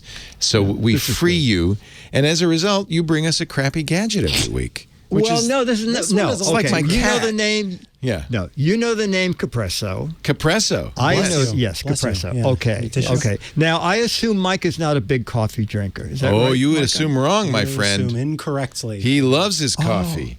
He is a coffee snob. He's actually a snob. He's the guy who brought the scale in to weigh the shot of coffee before he makes it, so it has exactly the right number of how many grams? It's 18 grams. 18 grams of perfectly ground coffee. So he is absolutely a coffee drinker. Wow. Well, then this will will not be of impress. interest to him. Yes. But it's great fun. It was the new product show from a couple of weeks ago, and Capresso was showing the H2O Glass Select electric water kettle with LED lights. Oh, anything with LEDs, Dick likes that. Yeah. Oh my gosh. And it has direct pour. I think every kettle should have direct pour. What does that even mean? It's great. So the lid, you go over to the faucet and you start the faucet, and the weight of the water just opens the lid. Oh my God! You don't have to open the lid. Listen to this New Yorker talking about getting water directly from the faucet. We here have to filter that stuff. Oh, we don't drink water from the faucet. Oh, no, Lord no. have mercy. Yeah. And when you pull it back, it automatically closes. And then you... Oh, so the idea is you don't have to have a special thing to open it up, to put water in and close it so you can pour it. It just knows. It knows. And it's a great capacity. It's a half gallon. How does it use the... Oh, that's good. Half gallon, yeah. How does it use the lights, though? What do they do? At the top, when you put water in, you can either hit just boil, or if you're doing different teas, you can hit 160, What temperature do you need, Micah, for your coffee? Well, for coffee, 200 It also degrees. depends. You typically want boiling, but for tea, you can go all the way down to 165 at the low end. Yes. Yeah. So There you you need go. this. How many You need this. How many buttons does it have? There are 5 buttons, okay? And one of them is for people who bake, because I didn't know this. Evidently, yeast needs 110-degree water. Yes. Okay. So it can the even do kettle- that. It can do that. Oh, and this you is can, incredible. You can hit remember, Yes. and it'll keep it at that temperature for 30 minutes. Oh, I might have to get this. Leo, it's $50. I remember what were you? What was We that had a company? Breville kettle. We used to Breville, use. wasn't Yeah. it like 110? 250? Yeah, no, they're very 110. expensive. We have one at the studio. Micah uses it for his 18 grams of coffee every day. This is $49.99. This is nice. I use a gooseneck kettle at home. Oh, wait a minute. You do pour overs? Yeah. He's a pour over guy. Yeah. Can you attach a gooseneck to this? Really cool though with the LEDs kind of giving you an indicator of what the temperature is. It's pretty. Yeah. And it has auto shut off and boil dry protection and Capresso makes a lot of stainless coffee steel. machines, right? That's their They claim to do. fame. Yeah, They do. And some of them are very And, high end. This is nice. Yeah. This is nice. yeah. I And would get it- this. Okay. Heats very fast, 1,500 watts. Oh, nice. Yeah. So, how do you find out more? Well, you go to Dick's website, gizwiz.biz, gizwiz.biz, and you click the button that says the Giz Wiz visits the tech guy, and there's Dick has a whole video of this, links. Are they selling it now? Yes, it's This thing is available now. huge. It is now that I huge. see it in your Yeah, hands. it's a big guy. Yeah. That'll boil enough water for an army. Or Micah on a yeah, this is good. And you have it at home now, so they are selling it. I do. Yeah, I do. Very nice. Is it in the Hammaker Schlemmer catalog? It's on Amazon. It might be in Hammaker Schlemmer. I don't know. It doesn't matter. I'll go to your site and click the link. That's the best way to do it. Then Dick gets a little fee or two from the affiliate thing. $49. Gizwiz.biz. Now, when you're at Gizwiz.biz, do not end your visit with the simple purchase. No. Play the What the Heck Is It game, a chance to win an autographed copy of Mad Magazine. This one's good through the end of the month, so you got 2 more weeks to figure out what that thing is.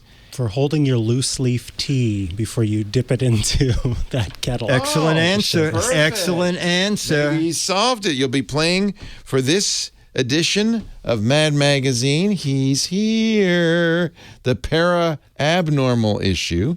And there are 6 autographed copies of Mad Magazine for the right answer, up to 6.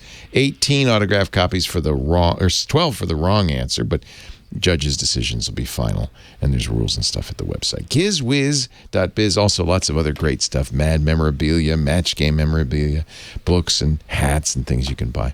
Dick, always a pleasure. The same, pal. Take your fan-loaded disco boots and dance on out of here because the show's over. Okay, very good. Thank you, Dickie D. Thank you, Micah Sargent. It's much easier to do this show with you here. It just rides along like Dickie so D much- on his roller skates. Yes, so much fun. We will put the show notes up at techguylabs.com, and by we, I mean you. Yeah. That's where all the links will be, the transcript of the show, video and audio after the fact. techguylabs.com, episode 1917. Micah Sargent does a bunch of other shows, by the way. A wonderful show about iOS Today. Mm-hmm. As well as Hands on Mac. Hands on Mac for the Mac aficionado. Yeah, Tech News Weekly. All of that at twit.tv. That's the podcast site. Thank you all for joining us. I'm Leo Laporte, your tech guy. I also do a few shows over there at the Twit.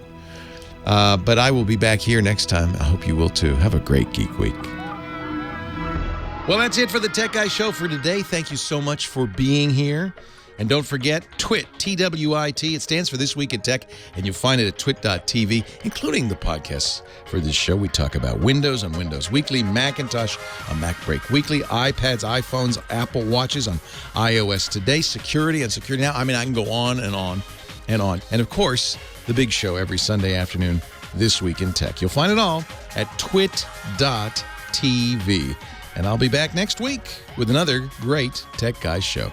Thanks for joining me. We'll see you next time.